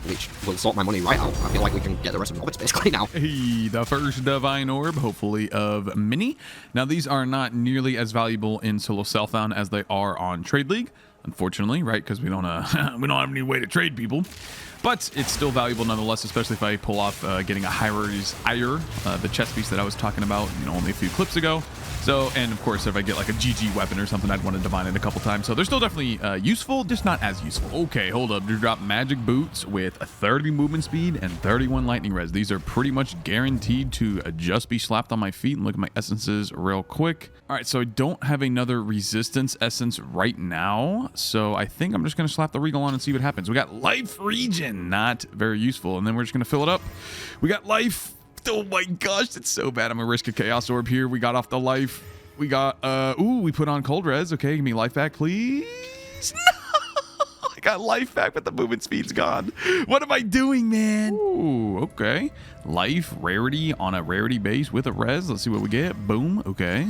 Double res. That's not terrible at all. If I slam this thing at spirit in the hideout, it's gonna be juicy. All right, here we go. Final slam on the amulet. Open prefix. If I get spirit, I will be a very happy man. We got ES. Unfortunate. So I need this current amulet right now for the spirit. But this one, I guess I can slam a chaos orb on it. When has that ever gone bad? Let's go. We got off the rarity and we got armor. Not worth continuing on that. For now we part. All right. All right. Four chaos res, the literal minimum in the entire game, bro. And we got life. Okay, so this helmet's pretty good. 27 rarity. I could be magic finding like crazy boys, but my current helmet's also pretty good. Has rarity, no life, double res though. Do I need fire and cold res? I'm overcapped fire and overcapped cold. I do have a cold res rune, so I could put this on actually. Yeah, I might as well. I think even with that fire res rune, yeah, we're good to go. So we just go here and we say hello cold. Bam, put that in, and we have an additional 10% rarity. We lost some deflection rating, but who cares about deflection rating? You know what I'm saying? Also, do I finally have a lightning res rune in here? Nope, still don't have a lightning res rune. That's crazy. All right, I just did another corrupted nexus, and you see this node right here. Slick has the Emirred Fury. That is the boss I was talking about. Drops a guaranteed fracturing orb. Now, I have heard that these can be bugged. So I guess we'll find out. I mean, I'll pop in the map and see if we get a fracturing orb. So I've basically just completed the map. I have not found the Emirred Fury yet, but as you can see, there's a couple unexplored areas. So I'm going to go ahead and do the whole map. This is not like a regular boss where it's always like, you know, in that one arena.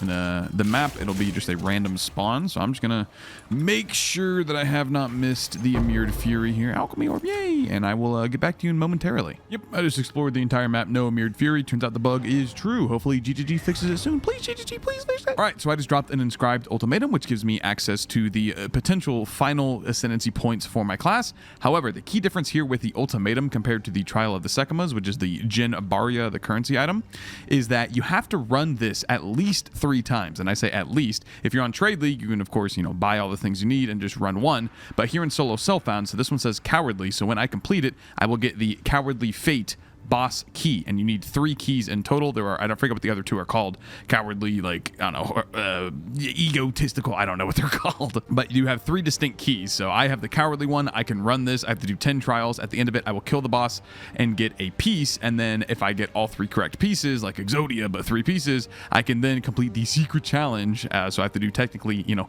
10 trials plus this secret challenge. Only then will I get my final ascendancy points. Whereas, again, with the Jin Baria, you can literally just run whenever it says. Completing this will give you your additional ascendancy points. Jin Baria, no other qualifications. You just bam, run it. If you win, you get your points. So that's the key difference here between the 2. Ooh, looky here. We have another Isle of the Storm. That's the Rakiatis Float potential drop. And then this bad boy right here, Moment Zen, gives us a free unique item, just like that guy in the campaign, Elder Maddox, excuse me. So I'm going to go run over here, grab this, and then hopefully we can get a Rakiatis Float from here. Exciting stuff. Ooh, looky here. We have another Isle of the Storm. That's the Rakiatis Float potential drop. And then this bad boy right here, Moment Zen, gives us a free unique item, just like that guy in the campaign, Elder Maddox, excuse me.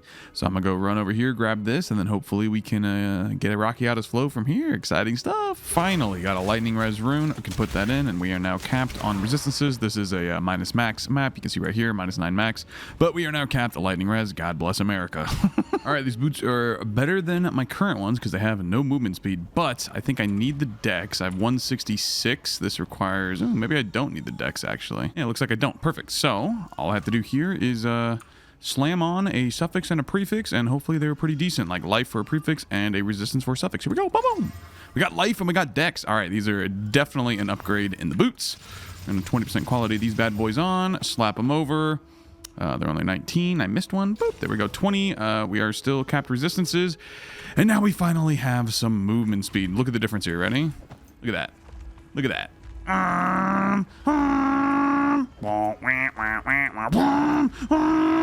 Very big upgrade here. Finally. All right, next thing I'm going to try and upgrade here is my weapon. I'm definitely feeling the lack of plus skills that I'm safely into red bass. I'm actually up to T11s right now. So we're just going to spam some crossbows and see what happens. Looking for, that's pretty good actually, you know, decently high flat fizz. That is tier 3 flat fizz. I don't have any essences to craft, so we're literally going to go over here and we're going to say, all right, you are now I'm pretty sure I don't have any essences here that I can use. Yeah, nothing useful, so I'm just going to slam it on there. I got attack speed. All right, worth a slam. Cold damage, not the best, but I guess we can still get percent fizz. We got reduced attributes. Accuracy rating, this thing is dead. See ya, buddy. This has hybrid fizz on it, so we can slam it, and we got 3 to 5 fizz. Also dead. See ya, buddy. Little work. Like, I would be fucking that guy's heart in the first 12 minutes. You think you know? Like, Little rabbit idol action. 1 div, baby. A little bit of rarity in my body armor. Probably not going to use this, but still good nonetheless. Okay, so I just dropped this crossbow here that has flat fizz. It's like T5 or something. Yeah, T5, T3 lightning, but more importantly, +4 to projectile skills. 2 open affixes here. There's not much I can do here aside from desecrate. I'll probably just YOLO a desecrate. If it gets a suffix, I can put on attack speed or maybe crit chance. If it gets a prefix, that's ideal, and I'm looking for percent physical damage. And then obviously for the other affix, I'm just going to slam it with an exalt. So let's see what happens. All right, so here is that crossbow, and then what I'm going to do is add a preserved jawbones as desecrates a rare weapon or quiver. And if you're on Trade League, you can use one of an omen like this. I don't have any prefix suffix ones. I only have this one here that will guaranteed it add as a suffix. I want it as a prefix, so I'm not going to bother using that. I'm just going to YOLO the 50/50. We hit suffix. Oh, no, we hit prefix. Oh, just put it at the bottom. Oh, I mean, I guess that makes sense, right? The actual mods are at the top, and then that desecration's right there. So now what we're going to do is we're going to go ahead and take this on over to the Well of Souls. Make sure you clear out this area in Act 2, the place where you fight the big mammoth dude and his dude. You know what I'm saying? The dudes.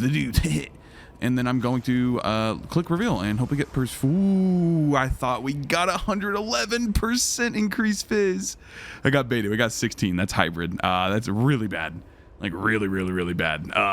This is probably still kind of usable. It has very high lightning damage, but gosh, that sucks, dude. I thought it was 111% fizz. I was like, dang, we did it. Yeah, so we're definitely taking fizz there because it's still better to have it than not. But very poor roll there. That's actually bad just for hybrid. So this thing, yeah, it's probably better than this, 100%. And then for the final affix, it still has an open suffix, so I'm looking for like crit chance. Crit damage is okay. I have a little bit of crit chance on the tree, and my weapon swap, not much. Or attack speed. So let's see what we get. We got, yeah, that checks out. That checks out. So for the final steps, we're going to, of course, I don't even have 20 whetstones. That's funny. So 16% quality for now.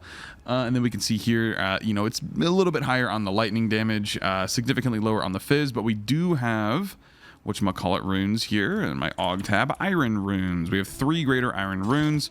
So if we compare this here, this is a 421 DPS, this is a 442, but this has +4, so it's going to give me significantly more damage. 3.4k, boom, simple. Okay, just randomly slapped on augment and a transmute orb. Got tier 3 hybrid and T1 crit chance. So the next thing I can do is, do I have an abrasion? I think I got an abrasion. Yeah, here we go. So I can add flat physical damage to this thing. Now, it's not ideal. In fact, I only have one of these, so I'm not going to do that. Instead, we're just going to slap on a regular looking regal orb to see what we get. Life per enemy hit. Yeah, so definitely not going to continue crafting this, but could have been something. Owns the 14th hotel with the richest of all. Divine orb number 2. Very nice. Juicy. All right, so this is a pretty fun ring. Unidentified gold ring called Venter's Gamble. It is a big gamble, as you're about to see. Let's see what we got. We got positive life, positive spirit, a positive rarity. 1 negative res. Yeah, no, it's not good. We're never going to use a ring with negative res, but almost max spirit. That's kind of interesting. You can't get spirit on a ring slot aside from this one. Maybe there's another unique out there, but I'm pretty sure this is the only ring with spirit on it. But probably not going to be used with the negative res, unfortunately. But the fun part is the gamble. You can see it rolls from -40 to +40 for resistances, negative rarity to +25 rarity, 0 to 20 spirit, 0 to 80 life. So massive roll ranges here. Hello, what the heck is going on here? Who is the rare enemy in here? That's just he keeps healing. Look at him. He's primate touched by everything. This poor guy. He's Epstein. Help. Proximal tangibility. Well, buddy, that's a juicer. The first perfect jeweler. All right, so I don't really need single target damage right now. In Trade League, actually, I would probably put it on my clear speed skill regardless. The first perfect jewelers you get, highly recommend to put it on whatever your clear speed skill is, because that's what you're doing 99% of the time, right? Let me just make sure I don't die here. That'd be silly. That'd be silly, dude. So, first perfect jewelers, I'm gonna slap that on galvanic shards, and we're probably gonna put in, could do lightning attunement. That'd be an option. I don't know. I'll figure it out in 1 second, though. Whoa, whoa, whoa, whoa, whoa, whoa, whoa. Fire, lightning, strength, armor, life. 3 charm slots. I think that's literally just put it on. Do I have res? Oh, we're not capped cold res, but are we actually not capped cold res, or do we have capped cold res right here? That's right. Sorry, that was YouTube. I apologize. We're on stream for the first time in a few days. You know, I got to bring the energy a little bit. Let's go, dude. That's a huge upgrade on the belt. Look at what we came from. Look at that. Look at this bad boy. Strength goes a long way, too. That's juicy. That's a juicier belt. Definitely going to use this for a long time. Whoa! Divine Orb number 3. Let's not die, gentlemen. Everybody relax. I'm not going to walk into the poison clouds. I'm not going to be stupid. I'm going to wait. I'm going to wait. I'm going to wait. I'm going in. Here we go. I'm picking it up. Boom! It's ours.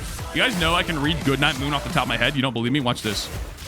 In the great green room, there was a telephone and a red balloon and a picture of the cow jumping over the moon.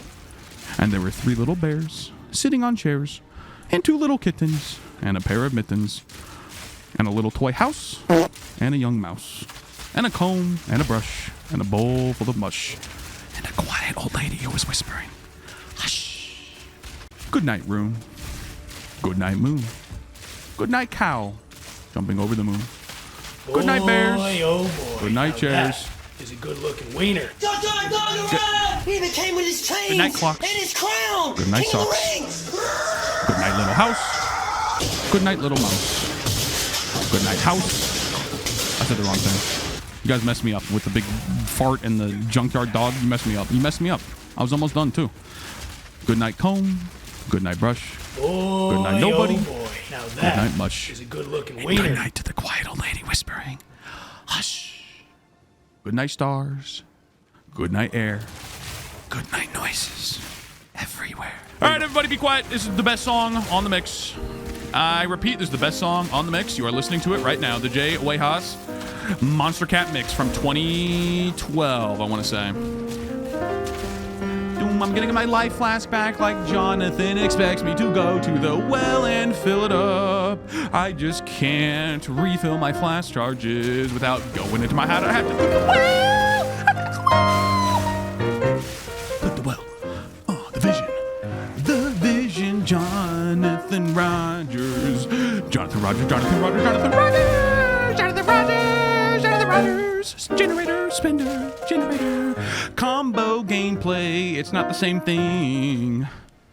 It's not the same thing as cooldowns. It's not the same thing as generator spender. It's not combo gameplay. It's called Rogue Exiles. Can Rogue Exiles have Hyries? Ooh. Ooh. Ooh.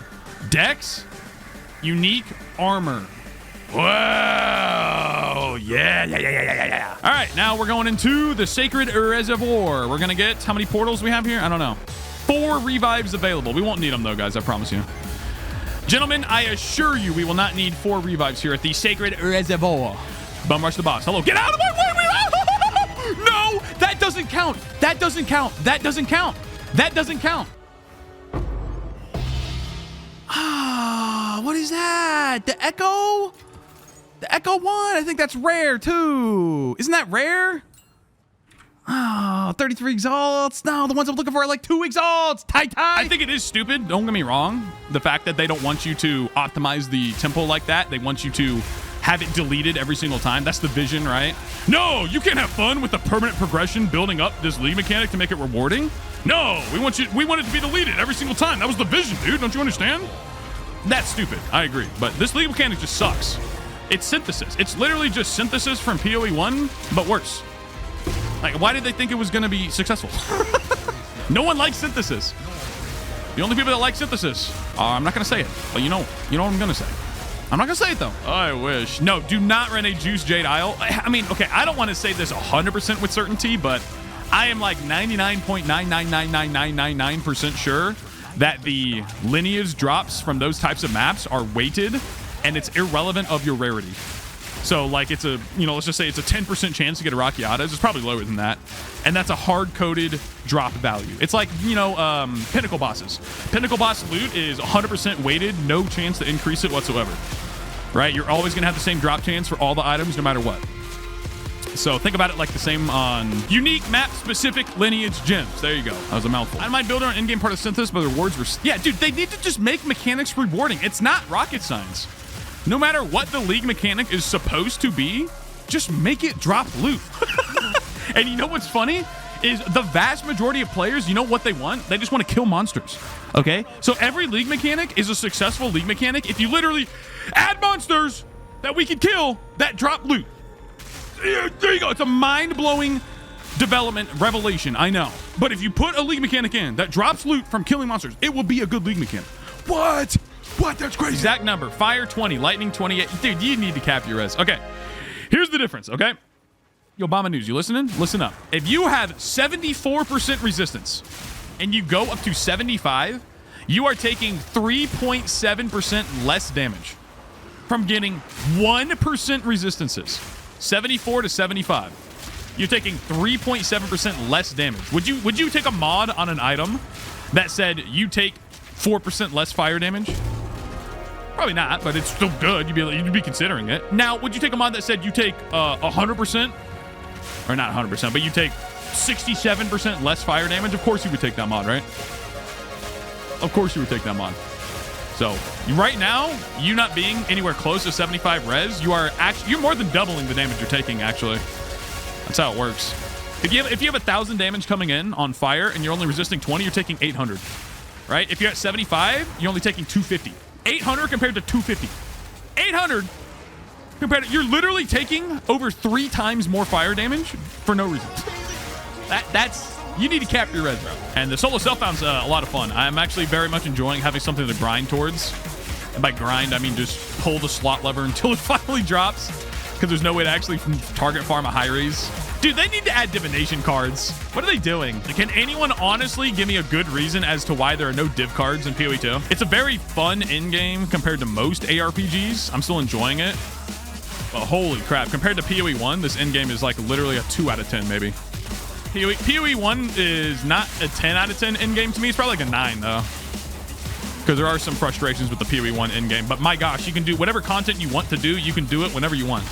Like, it's just so satisfying. And you can switch it up on the fly, too. Right now, PoE2's endgame is just scarabs, but worse. For some reason. So hopefully 0.5 comes in and slaps us across the face with some massive new system. Spoiler alert, they're probably just gonna like double down on tablets and then like make tablets be better scarabs or something. I don't know. I think it's just like the little choices that PoE2 is making right now. I'll be honest, PoE2 definitely is doing 2 distinctly different development processes right now. We'll just call it like the Jonathan versus the Mark style. Jonathan style is very much the vision, combo gameplay, generator, spender, Jonathan Rogers. You must click the well. Why do we want players to click the well? Because it's fun. That's literally his quote. I'm not kidding. That is a direct quote, if you guys don't believe me. Jonathan Rogers, when questioned about the well, why do people have to click the well to fill their flasks instead of just having them refill when they pour it out of a combat zone? Because it's fun. Oh my... We slammed T1 light, 1100. That's like 1400 evasion with quality and sockets. T1 life with a res deflection. Dang. It doesn't have spirit though, man. That's juicy though. I'll keep this around for sure. So I need an amulet with spirit and then I'll put this on immediately. Immediately I will put this on. In fact, let's just craft it up right now real quick. I only have 2 iron runes. That's kind of bad. Yeah, 1600 evasion rating. Woo! With a res, with deflection rating. Yeah, this is a juicer chest piece, man. All right, we have a level 78 Desolate Crossbow. I'm going to slam one on there. Ooh. Ooh. Ooh, that's T2. T2 Hybrid Fizz. Okay. Perfect AUG. Hopefully we don't hit something bad. Okay, it's definitely still worth thinking abrasion. So greater essence of abrasion guarantees tier 3 flat physical damage. Now, what I can do here is desecrate and hope to hit a prefix. I don't have any omens that add only prefixes. That's crazy. No way, man. Yeah, I literally don't have any. I really want to desecrate this, man. Oh, but if it doesn't hit plus levels, it's useless anyway, because my current crossbow is +4. But that's already a lot of damage on it. Oh, what do we do, guys? Do we just YOLO? We just YOLO. Send it. We got a suffix GG. All right. Well, I guess we can slam her on. 2 exalted orbs, please. We'll get a omen of greater exaltations. Those will be applied twice. We get lightning damage. Okay, and strength. Yo, if we get plus levels, come on, baby. Come on. Plus levels. Let me see it. Oh, shoot. Yo, wait a second. It's only +3, but it's still plus levels, baby. If I had a, trade league, I would be crafting this with perfect essence of battle, perfect essence of haste, all that crap. We got +3 though. Okay. How much DPS is this? 649. Woo! My good son. More than that. Welcome to the Chump Chateau. Quite exquisite indeed. Indubitably. I don't have any iron runes. Oh, I use my iron runes up. Do I have lightning rune? I have 2 lightning runes. It's good enough for now. Oh my gosh, dude. Dude, 699 DPS, not even 20% quality. A little bit less attack speed, but other than that, and -1 level, but it's definitely still an upgrade. My current crossbow is 421. This is 699. Woo! We lose +1 level, but watch the difference. 4.3 on the sheet deeps goes to 6,000. Sheesh. All right, we can also maybe get it up to 20% quality. I must keep my old crossbows here just in case. We somehow want to level. Does it have quality on it? Nope. Does it have quality on it? Yup. That's literally the only thing I have. All right. Well, hopefully give me like 4 shards. 4 shards. Hey, we actually got 4. 16% quality. But actually we have a little percent life too. So we got a little more than that. Holy crap. This damage difference is insane. Dude, I'm telling you boys, you having a problem with your attack-based build, get a better weapon. It'll change your life.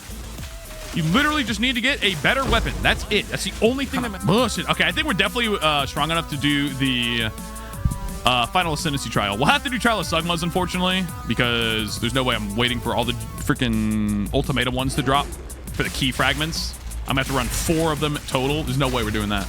No shot. So we'll do Trial of Sekhemas. I can do it now, honestly. Don't worry about it. I'm happy, man. Strength, double strength. Cold damage. Cold! Strength, cold damage. What are the T1 rarity on an amethyst? That's definitely worth a perfect AUG. Oh! Max roll implicit too. Yo! Max roll implicit double T1 rare. Whoa, baby. Now that's a juicer. We guarantee a res for sure. Doesn't really matter which one, right? I'm just boop. All right. I don't have a collarbone yet, so I guess this one's going in the crafting tab as well. It's also going in the crafting tab. Yo, that's a juicer right there. Actually, dude, I kind of want to use this. Wait. It moved the wisps to the... Is that can't be real. That can't be real. I just did all of these maps in this radius to try and get to this one. And it moved the wisps to the map itself. So I just can't do it now. You have to do every map with these wisps on it. Then it unlocks this one. But it moved... What? No, not sorry. Why is this on weapon set 1? I have 69... Wait, what? How do I have that much spirit left over? I've been running Mirage Archer on set 1 the entire time. I have 69 extra spirit. I could be running Wind Dancer? I could have been running Wind Dancer with Vitality this entire time? What am I doing? Wait, what? No, he's in there again. All right, wait. No, don't kill him. Don't kill him. Get over here. Yes, right there. Nope. They're right there. Get him. Yes! It works every time, gentlemen. Every time. I'm telling you. 8.5. Woo! But, well, we're SSF. But still, right, what's the lowest level thing I have for +1 to be 75, right? I have a 76. I have a 75. I do. Nice. All right, so you want to run the lowest level that you have that will still give you an additional ascendancy point. See, 74 says it will not grant me an additional ascendancy. And then the level 75 does. So this is the lowest level possible, which means the boss will have the least amount of HP, and all the monsters, for that matter, will have the least amount of health. Just a little min-maxing thing. Do I have... Yeah, I have 20% quality on this, so I have about as much damage as I will have. So let's go ahead and send the Trial of Sekhemas final version. We should be capped on res, though. 14 plus 15 plus 27, 9, 16. I think we're capped anyway. Plus one, this was like the least relevant one. All right. Looks like we have capped honor res, extra honor amount. Yeah, we got 2 with max honor as well. These are juicy. And the extra life actually does give you max honor as well, because your honor pool is based off of your health and your energy shield. So the more max life you have with this relic right here, the more max honor you will have on top of that. So should be very good. Not bad. Let's go. What the heck is that? What is that? Pokey. Got a tapestry relic. Is that good? Put up a fight. I don't think you put up much of a fight, man. All right. Our Ascendancy trial has been completed. I'm going to keep Cooling Strike for now. I'm not going to go Decimating Strike. I'm going to put back in Zealous. Obviously, that was just a respec for the purposes of the trials, just in case I had a terrible RNG run. But that was the opposite, the polar opposite of a terrible RNG Trial of Sekhemas. That was like insane how good that RNG was. It wasn't like the absolute best, but it was crazy good. All right, let's look at our passives real quick. Now that we have Cooling Strike, I can go... Cooling Strike threshold for 1 singular point. So I'm going to refresh that and put it there. Cooling Strike threshold. Juicy. First character to complete Act 1. Woohoo! Yeah, Druid Guizo, Act 1. Woo! Get up. We have Perfect Essence of Battle. Oh, buddy. Oh, buddy. Everybody focus up. We're going to shotgun this guy immediately. Go. Pick it up. Yes. Yes, yes, yes, yes. That's really good for crafting because it gives us guaranteed +5 level of skills. Woo! Oh, I could desecrate these prefix. Yeah, these are actually pretty good. If I hit movement speed on these, I'd be very happy. Yeah, let's desecrate these. Here we go, gentlemen. All right, so what we're going to do is we're going to take these over here, and we are going to say, all right, I want to guarantee that my next desecration is a prefix modifier, which is right here. So the next desecration will only add a prefix modifier. Then I will take desecrates a rare armor item that says 2 open prefixes, but just need 1. So this will will guarantee, bam, put it as a prefix. I don't think I want to waste my Omen of Abyssal Echoes here, which allows me to reroll this option. So I'm just going to go ahead and take it in and hope we get movement speed. At least, 20% or higher would be nice. My boot's only a 15, so 20 or higher would be very nice. Let's see what we get. We got the minimum. We got the literal smallest amount. Honestly, and that I probably just take this and then hope to slam higher movement speed. Yeah, is it worth it? I'll just randomly exalt it. I don't think it's not even worth randomly exalting. I'll save them for later. My boots are perfectly fine for right now. I would get a little more rarity putting these on. Screw it. You know what? For the rarity, go. We got rarity and hybrid and oh wait, what? Oh no, we didn't get rarity. Sorry, we got stun recovery. Ugh. Well, he's worth the chaos. Let's go. What do we hit off? We hit off the evasion rating. Not a big deal. We got life. Wait, what? We got life regen. What do we hit off? I'm so confused right now. All right, just send it. Oh, we hit off the dex. 10 movement speed. Okay, do not do what I just did, even on solo self-found, right? Just don't do it. All right, I kind of want to go up here and get the Rogue Exile stuff so we can try and get, whatchamacallit. You know what I'm saying? Hyres Ire. I think that's going to be the best way, the best shot that we have at getting the tier 0 unique body armor, extremely rare. Find it on a Rogue Exile. I mean, I'll try for a little bit and we'll see what happens. It's a pretty interesting item that is dropped. It's an exceptional base type, and in this case, it has 2 sockets. So you can have exceptional that has quality above 20%. Normally, the only way to do that was actually added in this league. I think it's called the Val Infuser. That will give you a chance to raise it above 20%, but also corrupt the item. Whereas exceptional base types are uncorrupted above 20%. Which is very good because quality is a multiplier to this base damage value, separate from something like percent fizz, which also obviously multiplies that base value. So quality is very important. Getting it above 20% is very good. However, this one, this exceptional version has a second socket. This is a one-handed mace. Normally, by default, uncorrupted, it can only have 1 socket, so they're dropped with 2.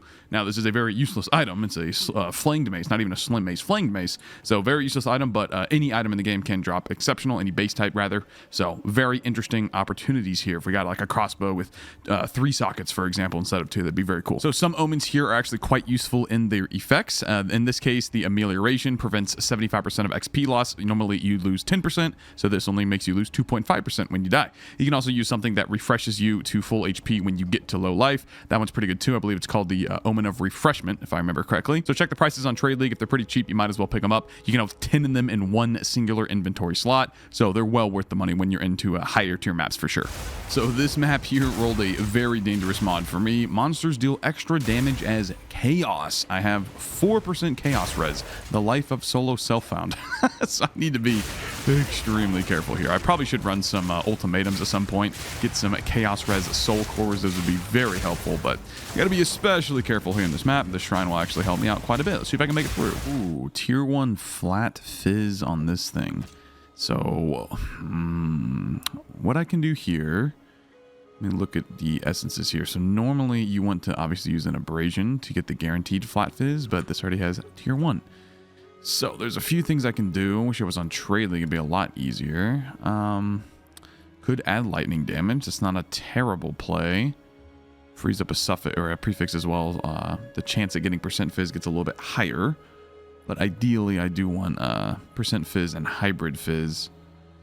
I think I am either just going to regal it, or I could do attack speed, honestly. It's not terrible. 16% attack speed is not really that bad at all. And then we can desecrate a prefix and hope to get percent fizz on it. Or I can just add the lightning and call it good. Let's just add the lightning. All right, so that's like tier 4 lightning. Yep. So what we're going to do now is go over here and we're going to say, hey, I want a prefix. Suffix, do I have a prefix one? I do not have a prefix one. Okay, so I just have to either fill the mods or YOLO. Let me make sure. Yeah, I literally don't have a single one. All right, let's hopefully get a desecrated prefix here. We got a prefix. Perfect. Let's see what we get. Yeah, that's definitely what I expected to happen. So we basically spent nothing on this thing. You know, we just summoned a, or summoned, I just I read the word summoned there, and I said that, wow, that's crazy. And actually what I'm going to do with this is I'm going to keep it in here in this crafting tab, because there is a reef combinator right here. So what I can do is I can add 2 different crossbows. I can add one with the tier 1 flat fizz that we just had, and then one with decently high percent fizz, recombine and try and put them both onto the same base. It's kind of a weird mechanic, but I'll explain it when I get to it. Like the worst ritual placement of all time. I have a choke point where I can stand directly in the middle of everybody else. Luckily, this map doesn't have too many. Oh my gosh, I was gonna say it doesn't have too many dangerous mons, and then that happened. Sick. Oh, and then this happens too. All right, yeah, this is a terrible ritual. My gosh. My gosh, get out of here. Thank you. Jeez. Divine Orb, let's back the heck up. Make sure we can get... I'm literally trapped. Oh my gosh, I'm literally trapped on the corner right there. That is funny. All right, let's go pick it up. Just make sure we get it. Boom, we got it. Let's go, baby. Divine Orb. I think that's number 4. Oh, okay. Whoa, triple socket worm scale. That's actually not bad at all. All right, so with this base here, because it is very high value with triple socket, I'm going to use my perfect orb of transmutation, start the craft, got a res, not terrible. Perfect aug followed up, got 206 evasion. That is pretty dang good. Tier 2 flat evasion. I believe we can get percent evasion here. Yeah, so 79%, not amazing, but it's guaranteed. So it's either do that or I wait till I get a greater essence of the body right here. And then that'll guarantee I get like 100, I think it's 100, up to 100 life on body armor. Sounds a little more valuable. I think I'm going to keep this as is for now. Get some more essences in my stash and then reassess this at a later time. Okay, this would be worth quite a pretty penny here. A magic item with a +5 skills as the only modifier. If I had this right now, it'd be about 3 divines or so. Not too terrible whatsoever. All right, 137% fizz with some crit damage. Crit damage, unfortunately, is not very relevant for this build. But I can still upgrade this and then desecrate it. 137 is obviously much higher than 70%, which is on our current one.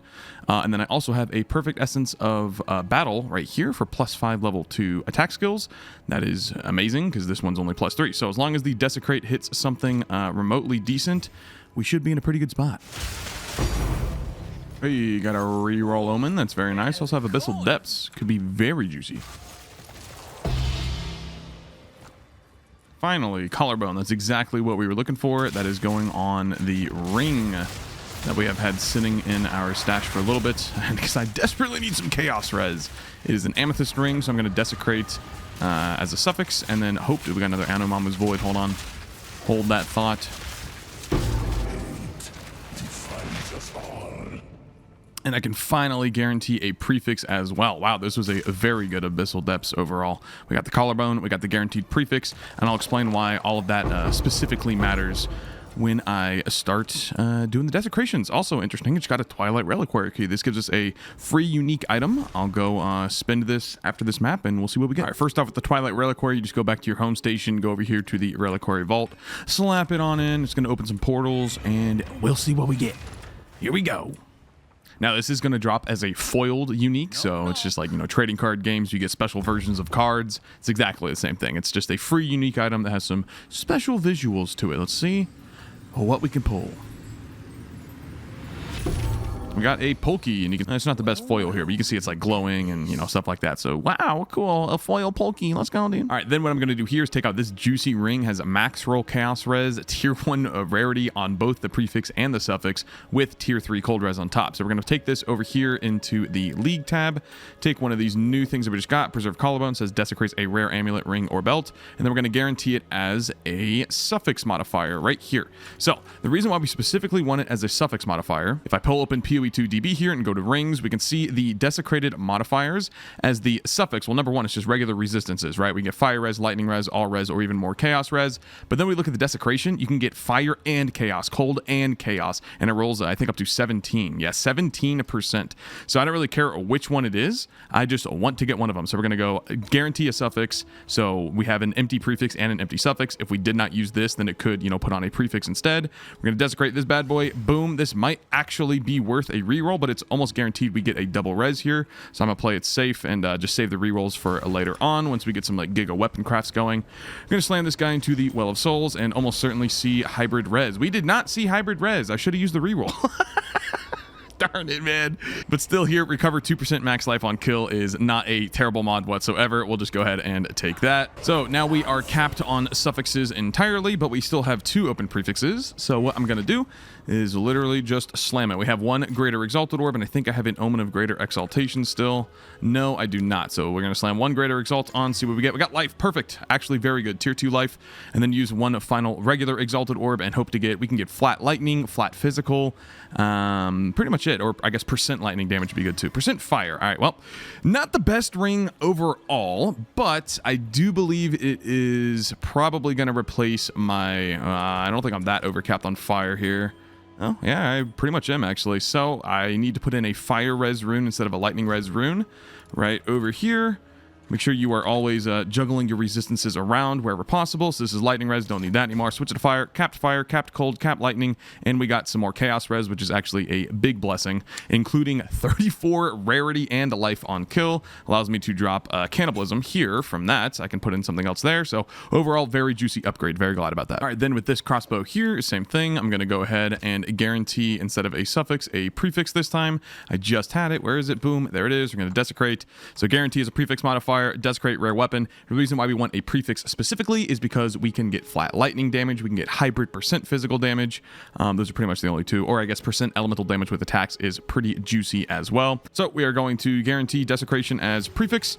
With this one, it is pretty good, so I'm going to actually take out a reroll omen here, go back over to the Well of Souls, and ensure that you have your reroll omen active. Make sure it's right click so you have that red border on it. Slam this bad boy in, and what are we going to get? We're going to get nothing useful, so click the reroll button. And we got hybrid fizz. That is very juicy. So now this thing has, 190% fizz with that. I mean, look at the damage. 173 to 498, not 20%, not socketed. So this bad boy is a 708 DPS. This one is 736. So this one's actually slightly more DPS. However, what we can do here is fill the last 2 suffixes by exalting. We got attack speed. That's actually very good. So now it's just straight up more DPS. But we can then go with our perfect essence of battle because we have full suffixes on this item. See, we have 3. There's only 3 prefixes and 3 suffixes. I don't care about crit damage. I don't care about reduced attributes. I'm just going to slam on this essence, which says removes a random modifier. Sorry, that's my dog. Random modifier and gives +5 level to attack skills. But because we have full suffixes, it can only ever remove a suffix because +5 level of attack skills is itself a suffix. So it can't remove a prefix and add 4 suffixes total. That just doesn't happen. So hopefully we keep the attack speed. 3, 2, 1, boom, go. We hit off the attack speed. Wow, that sucks. Wow, that sucks. It's still definitely better though. My current crossbow is slightly more DPS, but only +3, so this is still an upgrade overall. And I totally forgot to show you the DPS upgrade. Here's Galvanic Shards, or clear speed skill. 6.7k with the old crossbow, goes up to 7.1 with the new one. So a very slight increase, but an increase nonetheless. So this is a pretty interesting item. We got T1 hybrid percent evasion life with T1 deflection rating. So I am going to, if I had a perfect body, or sorry, greater body, I would add that on to guarantee the life. So I'm just instead going to slap a regal on. We got a res. It's not terrible. This is a really good base type for the 5% increased movement speed, but it's going to be tough to, maybe not. We'll just see. I'll put it in here. It's going to be tough to beat this one though. The triple socket that already has T2 flat evasion on it. Going to be very tough to beat that. Remember, we are waiting for, probably just a greater, maybe a perfect regal. If I get a perfect regal, I'd be happy to put that on. Otherwise, we are probably fishing for, I don't know, actually. And we also have this one as well, which is already basically done, or it is done, has full affixes entirely. It's got deflection, it's got a res, it's got T1 life, and it's got a 1600 evasion. This is actually not a bad chest piece whatsoever. I could probably just put this on. Oh, I need spirit, duh. Never mind. So now I have 3 amethyst rings that I'm not going to be using, so I'm going to make them all the same rarity, take them over to the reforging bench. Bada bing, bada boom. We got an 11% roll. Let's see what we get as our stats. Fire damage, cast speed. Yeah, a bunch of garbage, but worth a shot here in solo self on trying to reforge these to get a much better amethyst base. Same thing here with these 3 emeralds. None of them are going to be very synergistic, so I'm going to reforge them and see what we get. We got spears, prod, play. It's actually not terrible if that attack speed instead was just blanket attack speed or with crossbows. I might consider using this one, but not in its current state. All right, I have a 1, 2, 3. Is this a lightning coil? Yo, we got a lightning coil here. This is actually pretty dang good. It's not going to be very expensive on Trade League, but this is a very good chest piece. The physical damage taken as lightning damage physical damage is notoriously very, very difficult to mitigate. Long story short, the way that armor works is the higher the incoming damage, the less effective your armor is. The general rule of thumb, you ready for this? If you want to mitigate half of an exact one-shot, so look at your HP pool, 2.4k, well, I guess it's 3.4k because of Sork Ward, I would need 10 times that amount of health as armor to mitigate half. Just half of an incoming one shot. So if 3,500 damage, let's just say 3,500 damage is coming in, I need 35,000 armor to mitigate just half of it. So as you can tell, Lightning Coil looks pretty valuable, looks pretty juicy at that point, mitigating essentially 44% of the physical damage because it's just going to be taken to your lightning, and lightning is, you know, straight up mitigating 75% of it. So very interesting body armor. Nice. Okay, so the first expedition logbook has been found. I will run this immediately after this map, and we basically just get a metric butt ton of loot from this thing. You'll see what I'm talking about. Pretty good. All right, how many splinters did we get? We got 49. That is literally one away from the boss. That is so sad. That's so sad, actually. All right, not a terrible logbook. I mean, I got 2 orbs, exalted orbs, rather. I got an Overchance. I got this crossbow. We can maybe try and finish that. Might as well keep the recording on while I figure this out. Let's go ahead and see what... Well, actually, I can't finish crafting this crossbow because I don't have an essence of abrasion. Greater abrasion is what guarantees us to get tier 3 flat fizz. So until that, we will just slap this here. Remember, we do have this thing with T1. Actually, could we try the Recombinator? How does this even work? Spoiler alert, I have not used it yet in PoE2. So if I want this and that, 3.5% chance. I think it's because this is a magic item. I think if I add more mods over here to the elegant, the magic crossbow, I turn it into a rare, add some mods, I think this percent will actually go up. Even though if you think about it, you're like, what? You're diluting the pool. What do you mean if you add more mods? I think it's just how it works, right? Because otherwise you could just get a magic one with, you know, T1% fizz, a magic one with T1 flat fizz, put them together, you know, and it'd be basically a guaranteed chance. But obviously the devs do not want you to do that. So I think we will not risk a 3.5% chance. That's actually crazy. So what we'll do is we'll just craft this thing up with an essence of abrasion once we get it. This has been a very long recording. Goodbye. I'll see you in the next one. So this Corsair coat is pretty good. I like the implicit. Again, has decent evasion, has the spirit, but its suffixes are garbage. So what I'm going to do is I'm going to toss a one chaos orb on it and see what happens. We got a res. All right, that's like actually perfect. So now I'm going to go over here and go, I'm going to desecrate you. I don't really care what it adds. It added a suffix, and then we will just slam the last prefix with a greater exalted orb, and we got hybrid, flat evasion, percent evasion. Not terrible, but not amazing. Now let's go ahead and take this over to the Well of Souls, my favorite place. Been utilizing this quite a bit and for good reason. And then we're going to hope that we get a double res here. We did immediately. Ooh, companion skills. If that said just reservation efficiency of all skills, I might take that because I could fit in something else with spirit.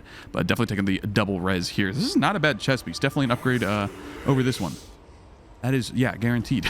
No life on it, though. Ooh, the no life's kind of rough. Let's see how much life we lose. We go from 2.4k down to 2.3k. Basically, no difference. And we got a ton more chaos res plus that spirit. Very nice. But given that I don't have any iron runes right now, we're actually just going to put in body runes instead. So we got 80 life on this thing. So we're actually at a little more life, I think it was. It was like 2370 before, right? Anyway, we got a 5% movement speed, a bunch more evasion. Our evasion's still not looking amazing, but it's better than nothing. And we retained our spirit, most importantly. So very nice. All right, logbook number 2. Not going to bother recording this entire one. Just wanted to show you the first one. I will get back to you with the loot. Good game. Very good game. What the hell is this, bro? Oh, early access moment. All right, a better haul definitely this time around. Got 8 greater Augs, got a perfect Aug, 6 exalts, chance orb somewhere. Boom, there it is. GCP, some random gear, and 33 splinters. So I guess I can fight the expedition boss. All right, every pinnacle boss in this game has 3 difficulties, and they're based on the amount of shards you spend to get in there. So this is the tier 1, we'll just call it Olroth fight. It's the expedition boss. This only costs 50 splinters to do. And once you do complete a given difficulty, it unlocks the next one, obviously, but you can actually repeat previous ones if you would like. I believe they all have the same loot pool. Maybe the top tier difficulty ones have slightly different loot, but the fight is significantly easier, obviously, the lower the tier. And then I think you just get a higher chance at getting the good stuff from fighting the harder bosses. Let's see what we get. We got a Svalin. Wow, that is a pretty interesting shield. Oh my gosh, 16%. So this thing is pretty good. Attack to, or chance to block damage is lucky. That means it's just rolled twice. Normally the cap on block is 50%. So if it's lucky, if you have max block, the 50% goes up to effectively a 75% chance. Then of course there's stuff like the Warbringer Ascendancy, which I forget what the node is called. I think it's called Renly's Train. No, it's called Turtle Charm. Turtle Charm gives you a 75% chance to block maximum instead of just 50. So if you have that plus a Svalin Fallon, you can get up to like a 96% chance to block, which is kind of insane. But then obviously the big downside there of you take damage from blocked hits. Normally you take literally nothing. So I guess if you get a perfect Fallon roll with a 0% of damage from blocked hits, that's very, very, very good. And I figured why the heck not? We had the splinters to fight this guy as well. May as well send it. Could get some pretty juicy drops here from the King of the Mists. So let's run this guy as well, see what happens.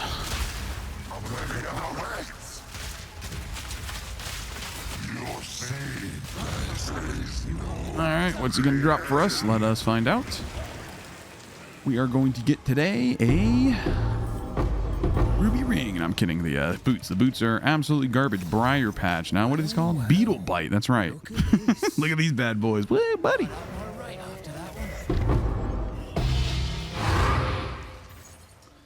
Whoa, that's a pretty good helmet. I mean, mine has the rarity on it, of course, but that is going to be a lot of evasion, and it does have an open prefix still. So we will do the classic move of going in here and saying, hello, Mr. Desecration. I would like to desecrate you, and then take it over to our favorite place, as you've seen it 10 billion times already, and you'll see 10 million times more. Here we go. We're going to get life, or rarity, I guess. We got, whoa. Divine Orb number 5, very juicy.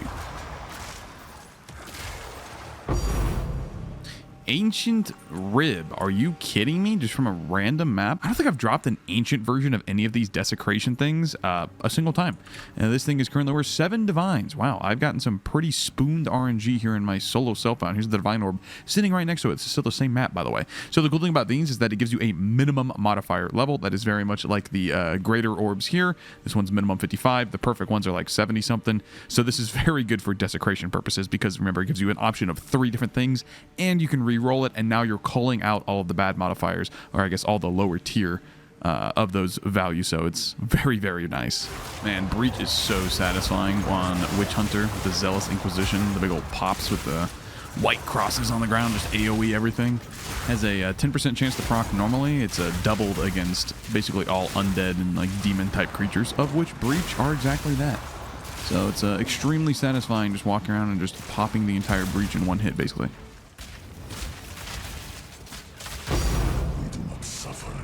Okay, let's give it a second. Wait for that stuff to disappear. Go in there. Bam! Acquired. Let's go, baby.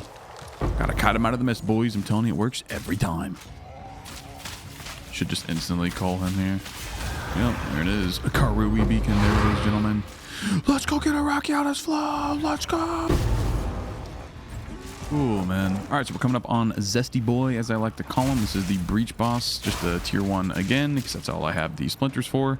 But the cool thing about this boss is leading up to it, you do like a regular Breach, and then you get some juicy loot at the end, including these Breach rings. Now, this is, again, just a tier 1, so it's not going to be a ton of loot. But rest assured, if you do the maximum, the 150 fragment one, you will get a ton of these. I think it always drops 4 Breach rings, though. Speaking of Breach rings, that's pretty good. Put that over there. Look at this one. Nope. No, thank you, but you will make your money back on these catalysts alone. The catalysts can give you some big boy money. All right, what you got for me, Mr. Zest?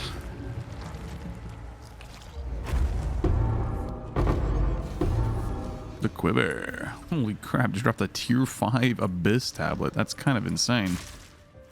So the actual affixes you get on your tablets are quite potent, and they can be. You can get some very, very juicy ones. Again, I recommend you always consult the legendary PoE2.db website if you want to look at modifiers for absolutely everything. But yeah, that's kind of crazy. We're up to tier 5 natural. That's crazy. It happened again. We got a double rarity Chaos Res ring. I don't know how I just made that twice. That's actually crazy. So now we're going to look at essences. Probably just slap a resist on it. Yeah, we could do fire res. What does this one have? Yeah, fire res. Or cold or lightning. I mean, am I overcapped? I'm overcapped on lightning and a little bit on cold. So it's definitely fire res here. Guarantee it like that. Then I don't think I have another collarbone just yet. No, I do not. So same thing here. We're going to wait for a collarbone to drop. And then we will slap it on this bad boy. I'll keep it in the crafting tab for now. Very juicy though. Wait. Look at the rolls on this thing. Guys, we should use 1 divine on this, right?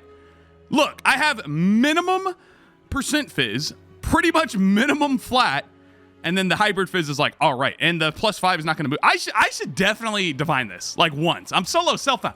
What use are my divine orbs other than to do exactly what I'm about to do? So let's see. We have a 724 DPS. Now we have a 747. That's still not very good. I'm going to do one more. 788. Woo! That's what I'm talking about, baby. 788. Better game while I'm using. Dude, the percent fizz is still terrible. It maxed out the hybrid, which is nice. It's a 54 out of 54. The flat is really high as well. But that percent is still low. But still, we got we just added on, what was it, 727? Yeah, it's 727, right? So 60 damage, or, wait, is that right? Yeah, 60 DPS just from that. I'll take it, dude. I'll take it. That, right? Whoa, liquid beer, juicy. Concentrated liquid beer. That's why we put delirium on, boys. Let's go. Yeah. All right, what can we anoint for now, though, gentlemen? A cheap anoint that's just some decent damage. Honestly, it's probably this one. Guilt, greed. And then I have a guilt as well, just one. I only have one guilt? Oh, no, I have a whole stack. Oh, that's ire. Never mind. Maybe I'm going to need this, guys. Maybe I'm going to need this. We're fine. All right, guilt, greed. Boom. Heavy ammunition. Boom. Anointed the heavy ammunition, which gives us a little bit more damage there. Let's do a quick little recap. I am level, can't see it, 91. Okay, we're sitting at a decent amount of, not really. We're at 4.5k evasion, but we have 1.4k Sork Ward, and we have 2.4k HP, so we have, basically 3.8k HP. Not even 4k. I don't know where I got the 4k number from earlier.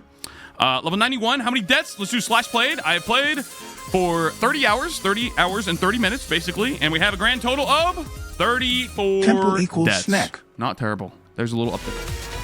You should just sell it. Why is this guy just healing to full? Ah! What? Owl touch, boar touch, primate touch, bear touch, hair touch, diluting. We just send it? Let's just send it. Why not? T1, flat fizz, 3.5% chance. Watch this, gentlemen. And Cooling Strike's actually not bad. If you get the 40%, that's huge, baby. Let's go. Second perfect Jeweler's Orb is going on our Storm Blast bolts immediately. Have a support gem ready to go already. What are we going to put on, gentlemen? Lightning Attunement. We don't deal any cold or fire. If I do, it's a very, very, very small amount. Yeah, 90 to 154 and literally no fire. So definitely worth going lightning. It's one having the skills on different weapon sets if there's only one weapon because you can optimize your passive tree. So for example, these nodes right here, damage against rare and unique enemies. Yeah, I could use that for mapping, but unique enemies are probably the one you want them for the most. So by putting this on weapon set 2, and of course Cooling Strike as well, you really only going to need Cooling Strike when you're, killing a boss. On rare enemies, you're probably going to kill them fast enough, it doesn't matter. So by putting these on weapon set 2, I can then allocate points on only weapon set 1, and I can put my clear speed on 1 and my single target on 2. So if I didn't do that, I would have to spend all my regular points getting all of that, and then all my regular points getting this. But these nodes, for example, like I don't care about my movement speed when I'm bossing at all. I'm just, dodge rolling. Other than that, I'm holding down my buttons. I don't care about, slow potency. I don't care about increased movement speed. So it makes sense for these to only be on my clear speed, my mapping, right? So I put these on mapping, and it gives me extra points to spend on single targets. So you can split your... I'm only using 12 right now. I haven't really found other good points to use just while mapping. If I do find some, then maybe I will allocate some more weapon set points. But basically, it just lets you get 12 free passive points. In this case, 12. Up to 24. That's what happened with the map right below it, too. Look, right here. The same exact thing happened. The wisps are on the mansion, but I can't access it. What? So you've done dedicate. Whoa! Level 20 skill gem. Finally. All right, we're going to put this on our clear speed skill. We don't need it on single target right now. Not really doing anything crazy for single target. So definitely putting that on Galvanic Shards. The first level 20. I like perfect dogs. I like perfect dogs indeed. Drake skin boots. Finally, man. All right, what do we get? We got mana. Perfect. Because we're going to go use an Omen of a Putrefaction on it. Finally, I can maybe get some better boots. Maybe. It's a big maybe. So next desecration, we'll replace all modifiers and get 6 unrevealed ones. So we're gonna go here. We're gonna go desecrate a rare armor. I have to make it a rare. Hold on. Boom. All right. And then we're gonna go desecrate a rare armor. It's gonna turn it into a fully desecrated item. 6 random modifiers, like so. So now it's 20% quality with a socket. With 6 random modifiers, we're gonna go send it in the Well of Souls and see what we get, gentlemen. Here we go. Let's go. Yeah, this song is old, dude. Old. All right, first one is Evasion. That's actually like T2 flat, I think, so that's pretty good. We're looking for movement speed, obviously. Without movement speed, boots are pretty much useless, but we'll see what we get. Could be something good. You only have to watch this animation one time, luckily, so we can just keep revealing. 25 movement speed, that's good enough for me, honestly. I only have 15 right now. I'll take that. And we got evasion. Wow, okay. These are pretty good boots already. Let's get hybrid res now. What are my current boots? They have fire and cold res. And I think I need the fire more than cold. So let's put on fire. Cold res. Come on, baby. Give me a hybrid res. No hybrid res. We got dex. We'll get triple res. Why not? All right, these are pretty good boots, man. 700 evasion, 25 movement speed compared to my current boots. Quite good. Lost a little bit of life, lost a little bit of dexterity, but I think these are well worth it for sure. All right, so we're still capped resistances. We got 2,300 life. We barely lost any life, and we gained some res, gained a lot of evasion. So now we have 5,500 evasion. Nice. And more importantly, most importantly, some would say, gained 10% movement. Hey, Wild West. Oh, it's the content chaos res. Let's go, dude. We got the chaos res. Hold on. Wait. We need both of these fire res ones. I could pick a life one off. Yeah, buddy. Give me some chaos res, baby.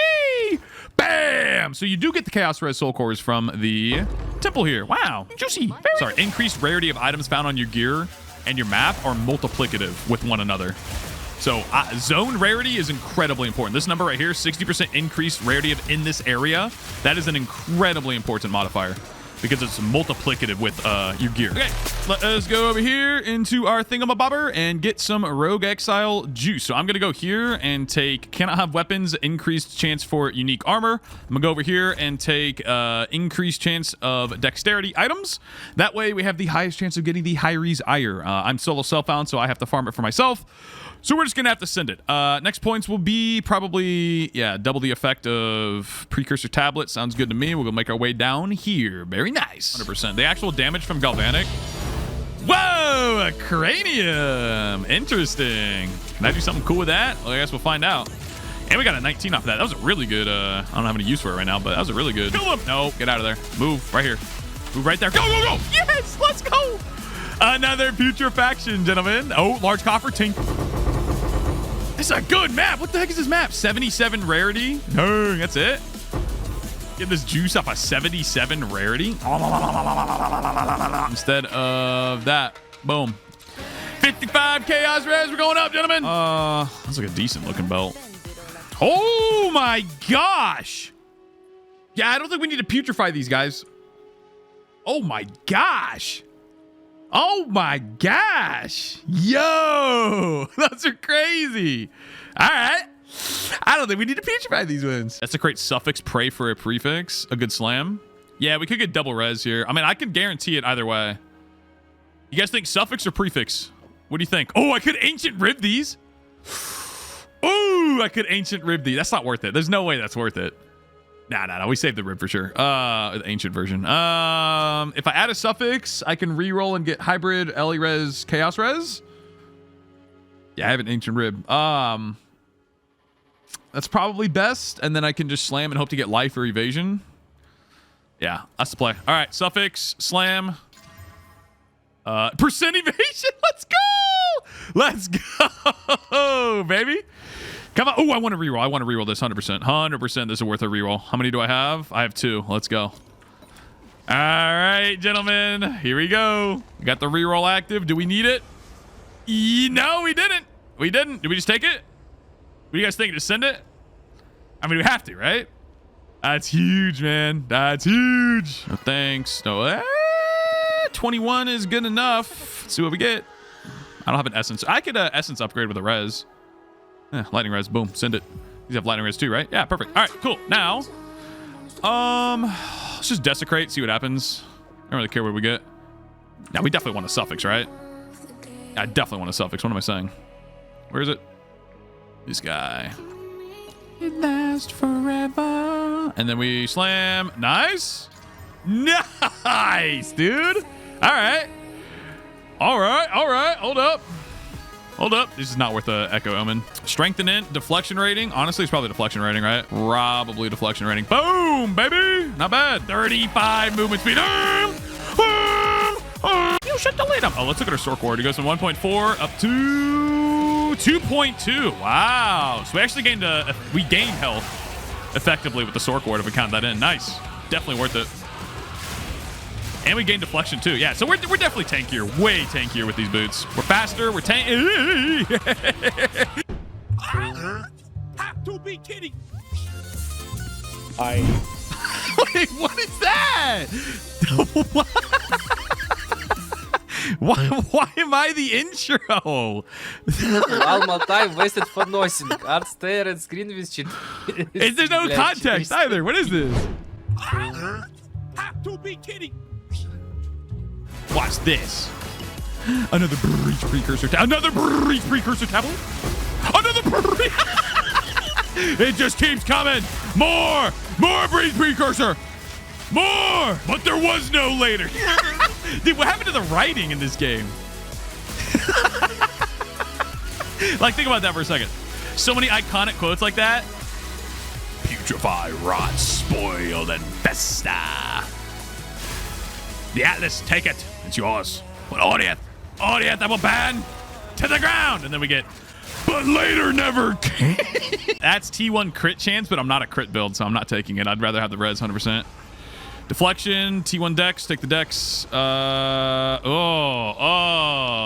854 with life, but it's garbage. And mine has 27 rarity. Yeah, we're not beating the 27 rarity helmet for now, gentlemen. Definitely not. No wonder my life went down so much, guys. No wonder. I'm missing a red support gem for the freaking pass. Oh my gosh. Put an explosive grenade with fuse. Anything fuse. Eternal Flame works. Oh my gosh. There we go, guys. Now we're back up to 10 support gems, so we have an extra 5% max life. Whoops. It's really stupid to regal this. I definitely need to hit a... Yeah, let's hit this on there. Hold on. Let's just do this. Guarantee that. Boom. Okay. Now we... that. Oh! Oh! Oh! Oh! Oh! Oh! Now what do we do? Question mark. 2 open suffixes, which means we can literally just slam on a rib cage. Yeah, there it is. And then we can slam on.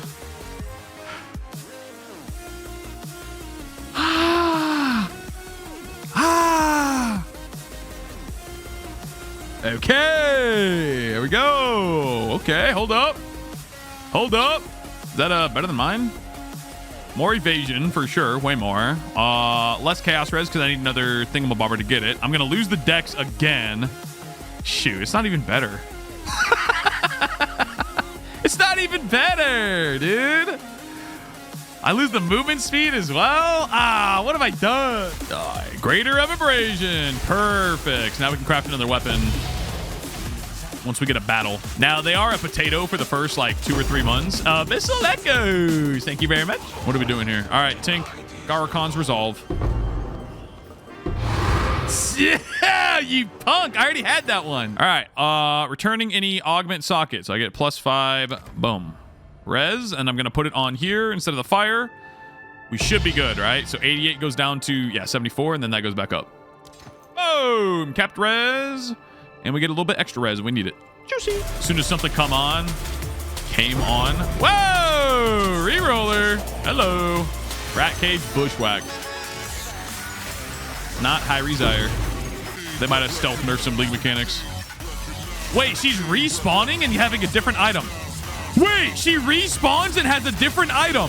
Whoa! Ritual's insane. Oh my mom. Oh my gosh, help! Oh, spawn the boss too! Oh! Get me out of here! Oh, I'm trapped in the doorway. I literally can't move. I literally cannot move. Oh, no, no, no, no, no. Oh, no, no, no. Holy, hit him for 3 mil. I hit him for 3 mil in 1 hit. What was that? Make sure there's nothing contingent on that ascendancy point. Combs Madness. No way that shows up like that. No way, Combs Madness.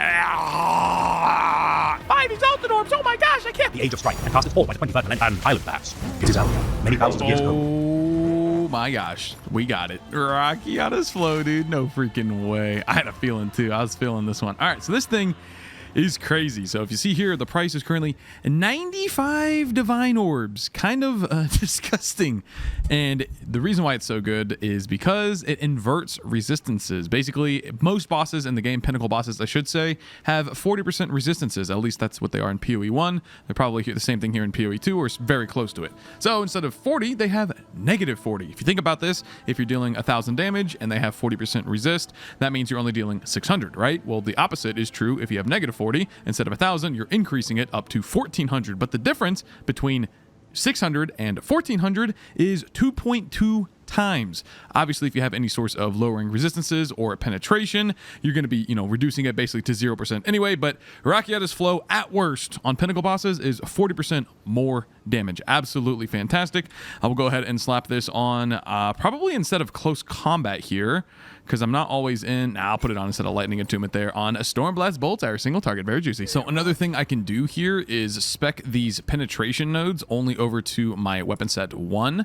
I actually just made a video on damage calculations in PoE2 if you're interested in that. And long story short, the reason is with Rakiata's flow, your penetration is literally useless. There's no point in having it because it's the final step in the damage calculations. And if you hover over penetration, it says it cannot go below 0. Where is penetrate? You can't get the keyword here. Okay, just trust me. You can't. There we go. Penetrate cannot go below 0. So if you're inverting it into negative values, penetration literally does nothing. So what I'm going to do is unspec that, put this only in weapon set 1 as so. And then I'm going to go up here, do the same thing. This is penetrate 12% resistances. I can't unallocate because I'm on weapon set. Nice quality of life. GGG. Good job, guys. And put that there instead. And then if I really wanted to min-max, I could probably connect here instead and then put these only on weapon set 2. But I'd lose these nodes as well. So probably not. So just those penetration nodes for now. I can swap them on over to something else. Pretty juicy. These boots are not going anywhere. Collarbone! Finally! Collarbone is huge, actually. Collarbone. That means we can now slap it on this ring. Let's just go send it right now. All right, which one should we craft? This one? Yeah, double rarity, man. With fire res, I could maybe replace. So am I overcapped cold lightning? I am. I'm giga overcapped. Okay. Dude, we actually might be able to get 20% more rarity right now. How juicy would that be? And we're going to cap our chaos res. In fact, we're basically guaranteed to cap our chaos res. Oh, shoot. So if I just put this on already, I'm just capped. I'm 2 off cold. I can change one of my runes over. I'm overcapped chaos. So the reason to cap your or to desecrate a suffix is to get hybrid, elemental, and chaos res. But because I'm already capped chaos, it's kind of rough. It's not as valuable. I'd rather just desecrate a prefix and look for life, flat damage, percent damage. I'd rather just do that. I'm going to take one of my reroll omens out as well. All right, so let's go desecrate a prefix, guaranteed. Boom, on. All right, now we have 1 greater exalt. That's it? Oh, man. All right, we're going to slam it, see what happens. We got mana. Oh no, T1 as well. Oh, T1 mana is no bueno. All right, and then we just slam it. Save me with the freaking desecrate at least. Oh no, it's so over. That's horrendous. That is horrendous. All right, we got a pretty good flat fizz, and that's actually like T1 cold, I think. Oh, cold's not that good for me, though. It's all about the fizz. Oh, jeez. Man, this actually is kind of bad. I think I'm going to reroll. Come on, baby. Oh, no! Oh, this thing is terrible. I mean, I might as well slam it with a Chaos Orb, right? We might as well. Hit a greater on it. Let's go. We hit off the cold res over to lightning res. Did I even need that? No, we didn't even... or what did we hit? Oh, we hit off the fire res to lightning res. All right, try again. Hit off rarity to end. All right, it's dead. It's literally just dead. Just delete it. It's gone. It's not even here anymore. I don't know what you're talking about. I don't think I've ever explained corruptions in this video. I apologize, YouTube, okay? I've been vibing on stream, just gaming. I haven't explained corruption. So what I did there is I corrupted that belt. Did I delete it? I put it in my tab. So I corrupted this belt because one of the possible outcomes using a corrupt Val Orb is you can multiply the stat values of each line independently. So it goes once for each line, either up 22% or down 22%, and it's any range in between. So you could roll like, you know, an extra 5%, an extra 12%, minus 12%, minus 17, whatever. So anywhere from minus 22% of the original value or plus 22% of the original value. So the original value is 75%.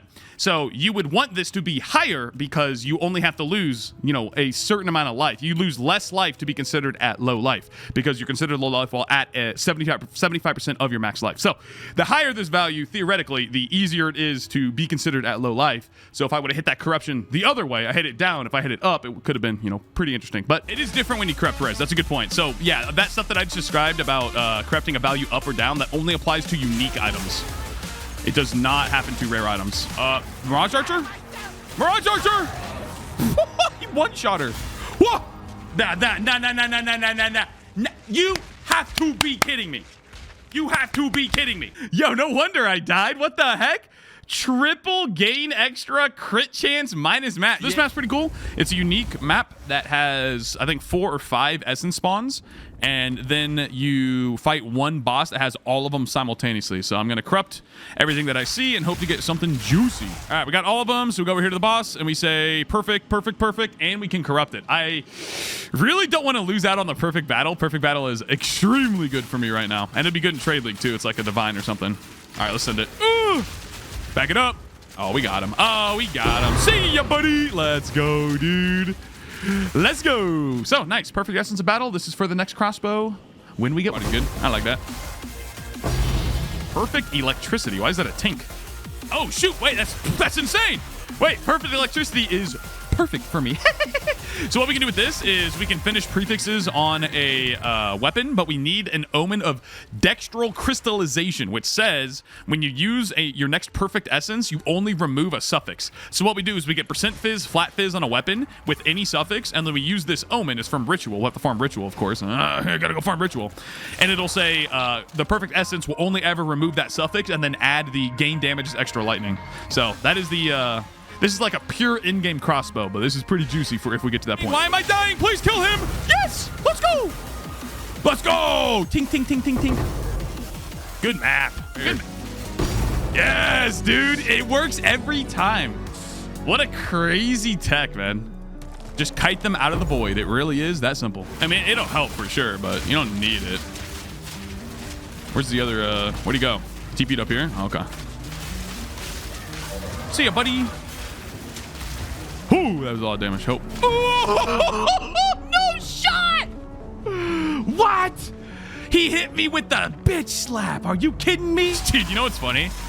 For Tarkov drops, Landmark had his stream set to 22 minutes of ads per hour.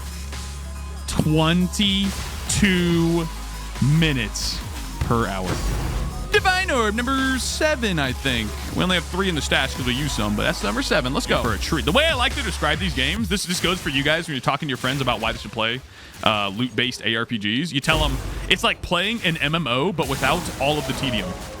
Right? You don't have to do fetch quests. You don't have to go around and do linear progression. You know, clear this dungeon to get your blue item. Then you get the other quest. You can go do the green item that's better than the blue item. Then you can get the other dungeon to get the other blue item. And then you can do your first raid to get a purple. Ooh!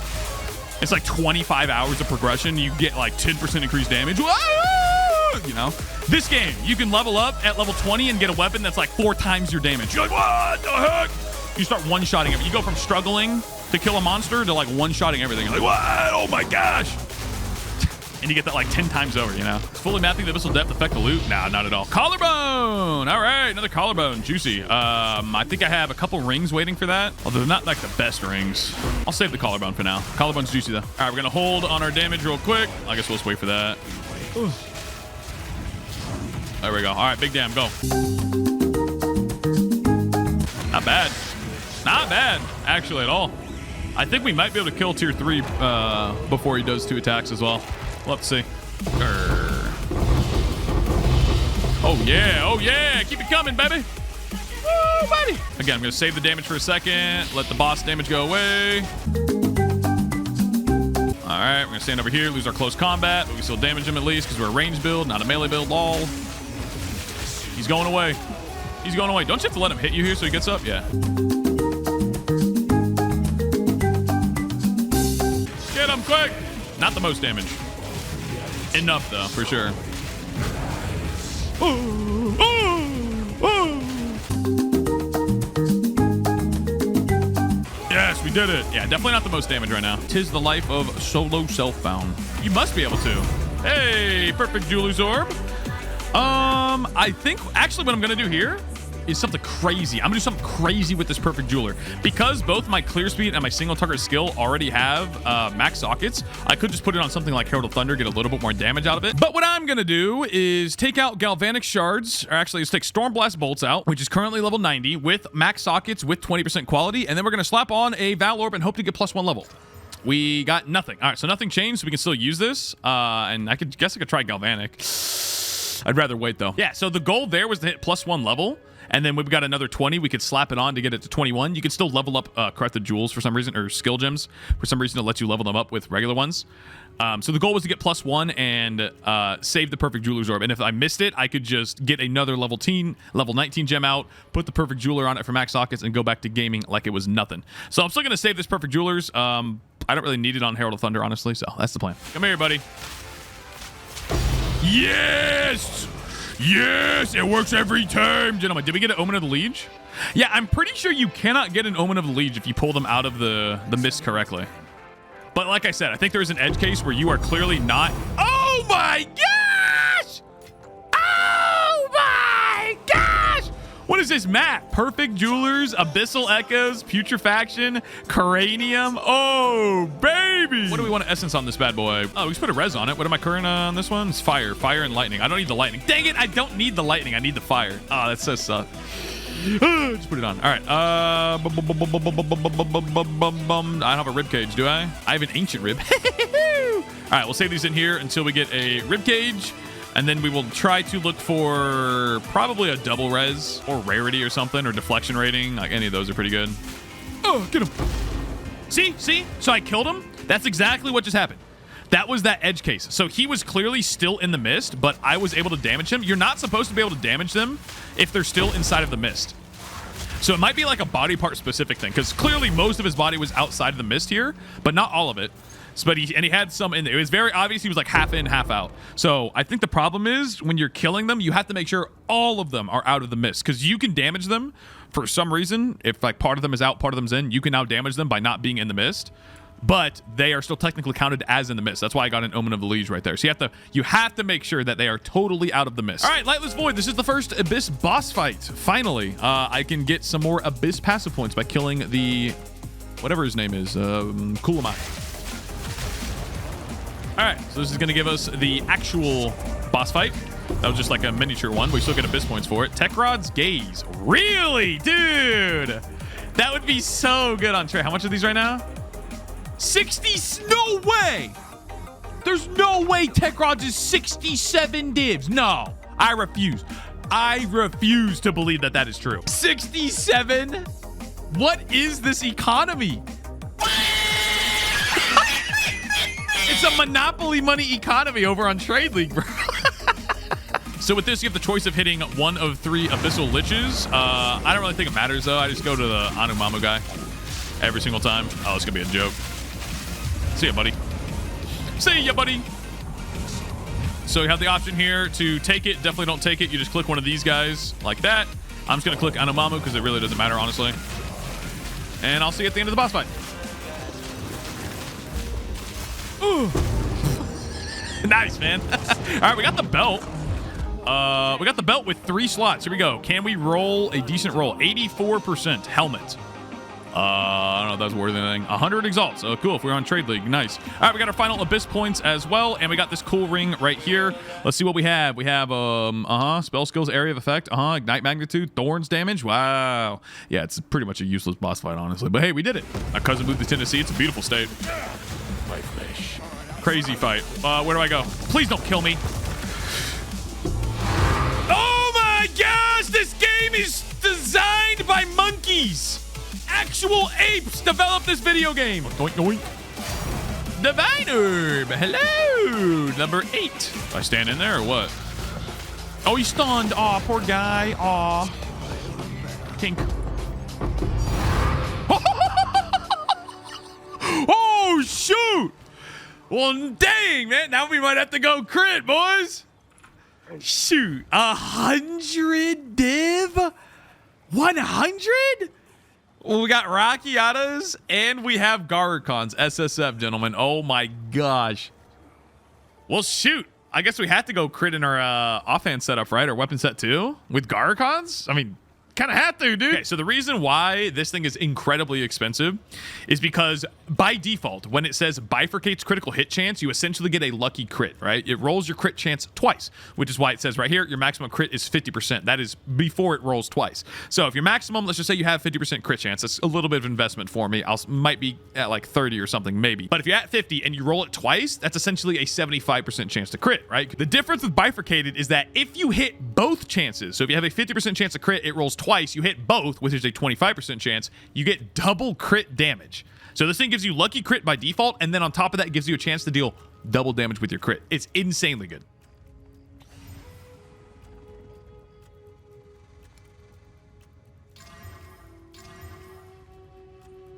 Nice, not a bad little helmet here. We got on Chaos Res with the, whatchamacallit, with the Essence. And then we got deflection rating slam. We got hybrid life and evasion rating as a prefix. And then we have our last prefix here. I'm not going to bother re-rolling it. We got flat evasion, not a bad amount. All right. Not a bad helmet again. This is like a, what, almost a 1,000 evasion helmet probably. Let's see. 812 without the socket, without quality. That's about 1,000 evasion helmet. Nice. 1,050. Now, the only problem here is I need this dexterity. And that is quite a big problem, actually. So how much strength do I need for this? 126. Basically nothing. Sick. So what I can do is slap that on. It's going to disable our Mirage Archer, all this stuff. We need 147 dexterity. We also have dexterity on our body armor. So I just need to drop, let's see. 1, 2, 3, 4. Probably enough. Now we're at 137. We need 147 for dex. So we need to go 1. We're going to lose quite a bit of life from this, but it should be worth it. 2. All right, cool. All of our auras are still active. We can go here. We can see Mirage Archer, Eternal Rage. Everything is still good to go. How much life do we have? 2,100, but we gained quite a bit of evasion. 7.8k evasion versus 6.4, so quite a big difference. The only downside here, and it is quite a big downside to be fair, is the rarity. Losing 27% rarity. I'm going from 75 down to 48%. That's quite the hit, actually. Do I even want to do this? Do I even want to do that? I mean, how much deflection chance do we get? Let's see. And deflection is currently at 27% chance, 15% chance. Okay, so we do gain a lot of deflection chance, but honestly, I don't really think this is worth it right now. I'd rather keep on this helmet just for the time being. We can keep that lower evasion, and once we get like a giga chest piece, if we drop the Hyries Ire, of course, then I can consider using this one. But for now, I think I'm going to just leave it on the back burner. 20% quality, and the final step is to Valor for... Yay! So, now that we hit +1 level, and it's full quality, full sockets, what we can do is when we drop a level 20 skill gem, we can just use it on this to level it up to 20, and then it'll be 21 because of the corruption. So for some reason, a corrupted skill gem allows you to still use a skill gem if it's not level 20 to level it up regularly. Don't ask me why. It's kind of weird, but it is what it is. Fish for rarity. If we get fire res as well. All right, we're definitely desecrating a suffix here. Like, there's no question about it. Desecrate, suffix, boom, on, go. I think this is absolutely worth a reroll omen. Where are my reroll omens? Here we go. And then we go over here and we say activate. We go put this guy in and we say, what do you have for me? Fire and chaos. That's literally perfect. All right, sick. Use my reroll, but that's fine. And then we go over here and we wait for greater exalts because I ran out. All right, nice. That is probably going to be a ring we put on. If we slam rarity, this is juiced. Also, we got a greater exalt. Let's send it. Okay, that's not ideal. I'm lightning, but that's still not bad. T1 flat cold. I'll take it, man. I'll take it. All right, one more greater exalt and this ring is done. So what I'm going to do here at the Citadel is I'm going to run this one right here. I'm going to go a blue map because you don't need to put the mods in there. Why would you put the mods in there? I just want one fragment drop. You need a lot of waystone chance to even have a chance at double fragment anyway. So I might as well just run the easiest map possible. Oh, wait, I needed the points. What I just said is true. However, if you want to complete your Atlas boss tree, it says right here, slaying a Citadel map boss in an area that has at least 6 modifiers. So at least do one map that has full 6 modifiers, and then the rest of them you can just run like white maps, magic maps, whatever. So next Citadel I find, I will definitely be running a 6 modded. Make sure you do not forget the shot. Ooh, no! No, we got the wrong one, man. So we need this, but the dextral crystallization, which removes a suffix modifier. It would still be good on Trade League. I could just sell it. But man, in SSF here, we need the other one because like I said a few clips ago in this video for you guys, it was like a couple days ago. For me, when we craft a perfect weapon, quote unquote, or I guess the easiest chance at crafting a good weapon, it's not a perfect weapon by any stretch. We're going to have a high % physical damage, a high flat physical damage, probably guaranteed from an essence, tier 3. And then our last prefix is going to be gain damage as extra lightning. And to do that, guaranteed, we just need an omen of dextral crystallization. So this one guarantees removes a prefix and then adds your essence modifier. The other one removes a suffix and adds a prefix modifier. So, unfortunately, not the right one, but hopefully we'll get it eventually. Smile. All right, dodging. Oh my gosh, I barely dodged it. Woo! Dude, we got some damage, boys. God dang. See ya, buddy. All right, we should get our first Citadel fragment here. There it is, Faded Crisis Fragment. So now we have to find basically Act 1, 2, and 3's pinnacle bosses. Not pinnacle, the end of the Act 1, 2, 3. The final boss you face are the Citadel bosses. So we found the Act 2 boss. Now we need the Act 1, which is Geonor, and then Act 3, which is Doriani. They'll each drop their own unique fragment, and then we can go fight the Arbiter of Ash, the final pinnacle boss, the actual pinnacle boss of Path of Exile 2 currently. Back on. All right, right here. He's going right here. Boom, get him. Yeah, buddy. It works every time. I do no damage now. The shot. Oh, perfect haste. Huge, huge, huge, huge, huge. Send it, boys. Yeah, buddy. Pick that bad boy up. Nice. Okay, so I'm going to save this. I could slap this on my weapon right now, actually. We have only I don't need a crit damage bonus, so 2 suffixes are useless on this weapon. I only need +5. I do have an extra battle in my stash as well if I needed it. And this one gives you a chance to get Onslaught on kill. Basically, when you're mapping, it's always up. So Onslaught is 20% attack speed and 10% movement speed, which is very good. I don't think I slam it, though. I don't think I slam it. I think I saved this for when we craft a big weapon. Like, this is a good weapon, 788 DPS +5. It's a good weapon, but it's not a massive weapon. So I'm going to save the haste for now. What we can do is get the crit chance, which enables us to add in Garukan's Resolve, because without high base crit chance, basically all the % increased crit on the tree is not very useful. No, I have 4 greater abrasions, dude. And how many rerolls do I have? I have 4 rerolls as well. Shoot. 32 to 59. That's a really good roll. That's a really good roll, actually. Holy. All right, only add a prefix modifier, open prefix, boom, done, reroll, active. Take this bad boy in, and come on, baby. Let me see % fizz damage. Above 100%. Nope. No! We got like T1 cold, T2 cold. Oh, unlucky. Unlucky. Not gonna happen. All right, lightning damage. That. 2.7% chance. Watch this. Here we go. No, what? Not overblow, but divine orb number whatever. All right, let's get monsters have increased elemental resistances. We're gonna run a max modifier Citadel here. So let's see if we can get monsters have extra resistances here, because that increases our single target damage because of Rock Out His Flow. Here we go. Perfect. Damage pin with Ellie weakness. Oh gosh, temp chains. Oh, okay, that's good. That's not bad. All right, this is probably doable. All right, let's see if we can get a Count Geonor down fully modded. We will get our boss skill points if we do this. Let's see what happens. We have extra damage here. Monsters have 63 resistances, which means Rocky Out His Flow is giving us a ton more damage here. Ooh. Why am I already losing HP? Why am I bleeding? Who bled me? I'm backing up. I'm backing up. All right, you should be transforming here. Yeah, we have a ton of damage because of that. That's crazy. No, my gosh. What the heck was that? Come on, baby, get him. Come on, right here, come on. Yes, let's go, dude. What's our waste down chance? 194, we might get 2. All right, we got our book. Yeah, we got 1. All right, nice. We got our Atlas points. We never have to run a fully modded Citadel again. He almost one-shot me, but that's fine. Sure, so I need to be a little bit careful. Ooh, rarity. Oh, shoot, can I opulence that? Oh, it's prefix. I don't think I can, actually. It's worth this, though. But, oh! No shot. Okay. We can easily craft this up. I'm talking easily. Yo! Double T1 on the freebooter. What do we essence? I don't think it's anything over here, right? Oh, I could add a res. I don't need a res, though. Wait, I can add chaos res. Oh my gosh, I can add chaos res.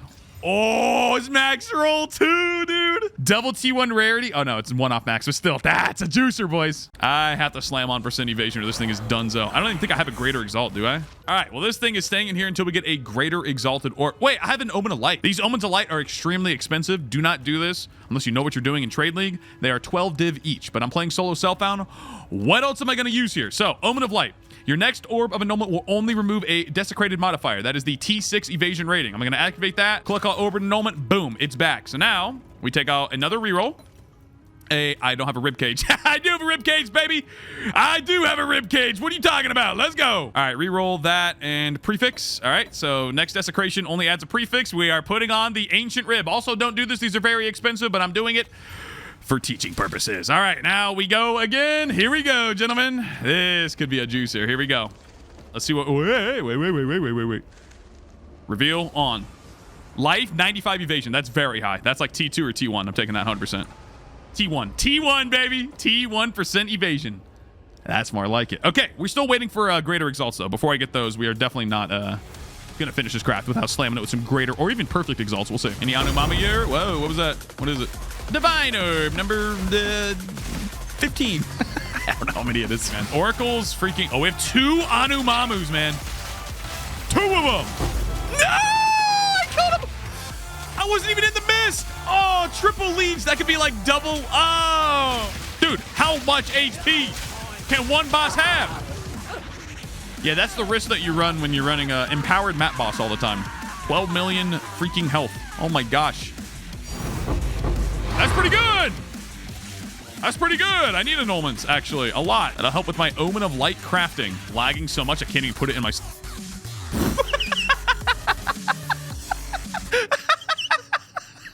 If you didn't know when you get... Yeah, thankfully there is. If you didn't know, when you get an Abyss, if they have the specific, like, master modifier, it will only be that modifier for all other of that Abyss. So if you see Amumanu... all of the other ones, if they roll that modifier, will be Anumamu. The Lord modifier, the desecrated modifier, whatever it's called. No! Don't knock him in there, buddy! Yeah, buddy, see? Boom! He's still in. He's still in. Oh, we got another one. All right, right here. Go. Yeah, buddy. Let's go, dude. Fight the Arbiter. Whoa. The first Arbiter kill. Let me make sure that was the last one. It was indeed. All right, so I'm going to run a white tier 15. I don't need multiple boss fragment drops. I really don't. Not right now. If I was a little tankier, I would be running 100% just slamming my maps, but trying to get double frags and stuff. I thought I had a white one. Yeah, I did. Here we go. Boom. Done. All right, let's go. The final boss before Arbiter of Ash. If I kill this guy, we have 6 portals. There's no reason we can't do this. We're good to go. I'm not logging out. Divine Orb in a white map? Huh? Oh my gosh, we just hit him for 4 mil. We just schmeckledorfed him. All right, here we go. Arbiter of Ash, gentlemen, it's time. So, fun fact about this boss here, you do not have to actually travel to the monolith. You can just click that and then click in the mist. I mean, in this case, it's like right next to where I was going. But if your spawn point here, you can see like the tower in the distance. You'll see like that red part of it. If you just hover your mouse over the right spot, you'll eventually find the right place to click and you can just traverse here. You do not have to actually go towards the monolith. Just it'll save you a few maps. The 4th edict already burns for your world. All right, gonna wait. Send it. Boom. Who did that?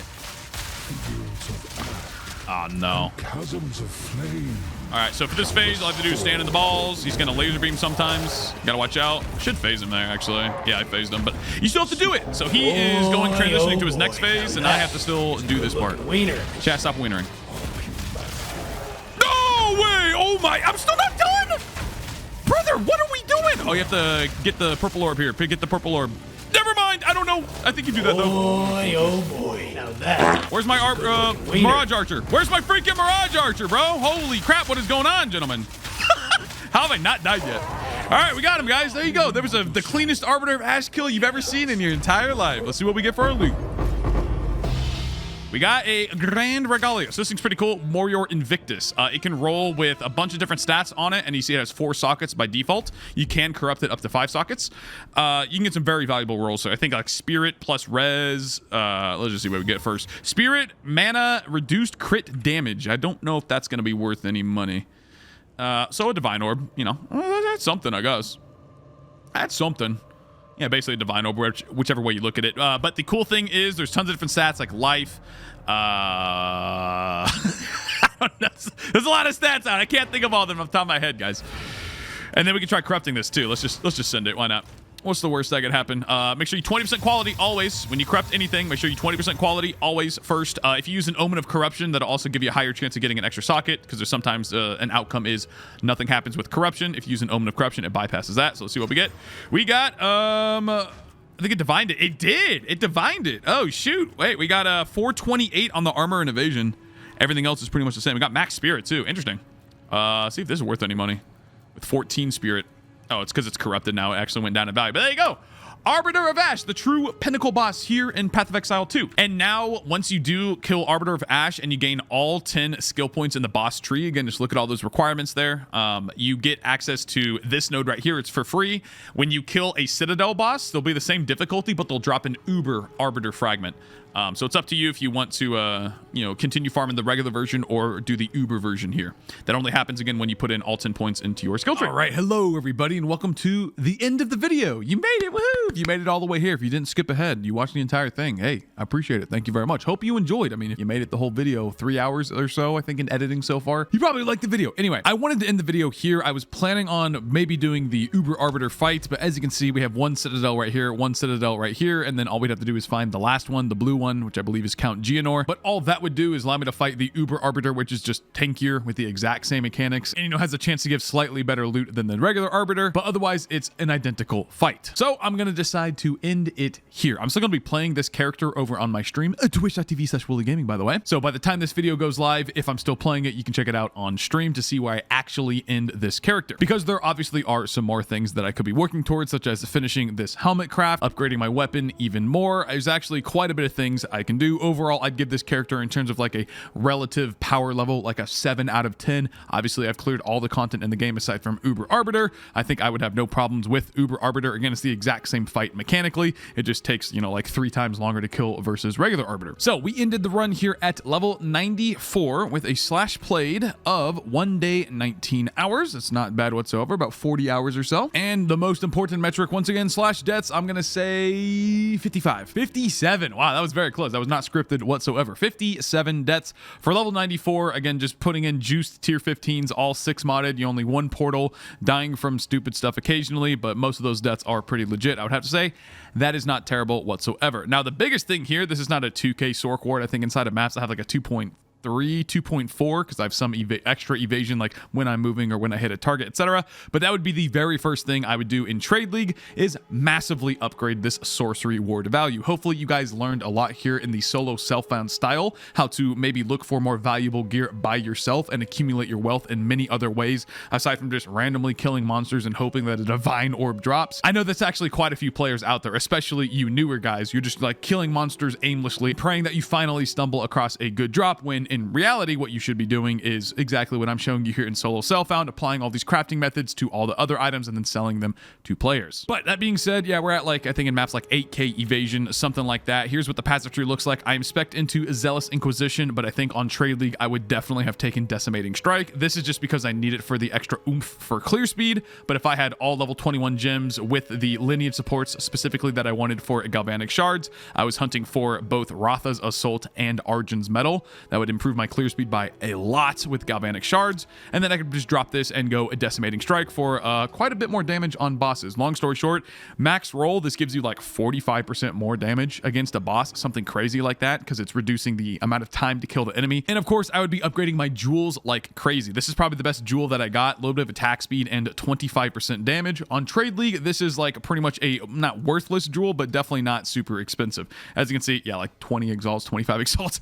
This is like my best jewel, and it's like 20 exalts maximum. So I would massively be upgrading my jewels. I would probably get a Prism of Belief with plus levels to either Stormblast Bolts or Galvanic Shard, whichever one was cheaper. I would fit in a Heart of the Well with % gain damage as extra lightning, all of that kind of stuff. Again, we were working on finishing this helmet craft. I was waiting for 1 perfect exalted orb to drop. Then I would use the Omen of Greater Exaltation, which is right here, which would apply it twice. So we have an empty prefix and an empty suffix here. Hopefully I hit with the prefix flat evasion rating, and then with the suffix, pretty much any resistance would have been nice. Deflection rating would have been pretty good as well. Amulet, I was actually fishing for a max spirit roll here. You see it's 50. That is the absolute maximum. But on a solar base type, I was reforging all of the solars that I found. In fact, here's a couple right here. Let's see if we can get it at the very end of the video, guys. Can we get it? 14 spirit. Yeah, no. So I was just doing that over and over and over and over and over, praying to get spirit on the spirit base type amulet specifically, and that would allow me to keep Mirage Archer and Eternal Rage going.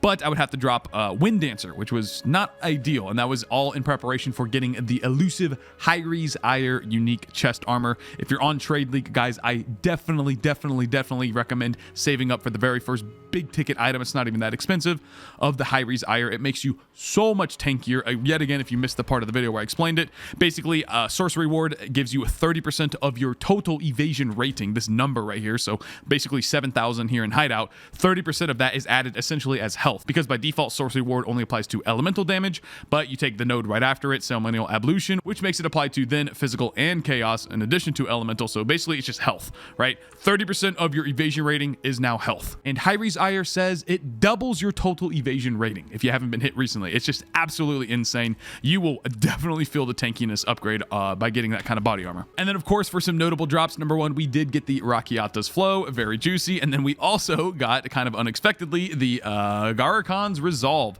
I would potentially have used this had I had a better crossbow. So the DPS on the crossbow is pretty good. I think it's 788. Yep, 788 with +5. So if I had an additional suffix that was kind of useful, such as crit chance, that would be the top tier one. And this went up to about a 8.5% crit chance crossbow.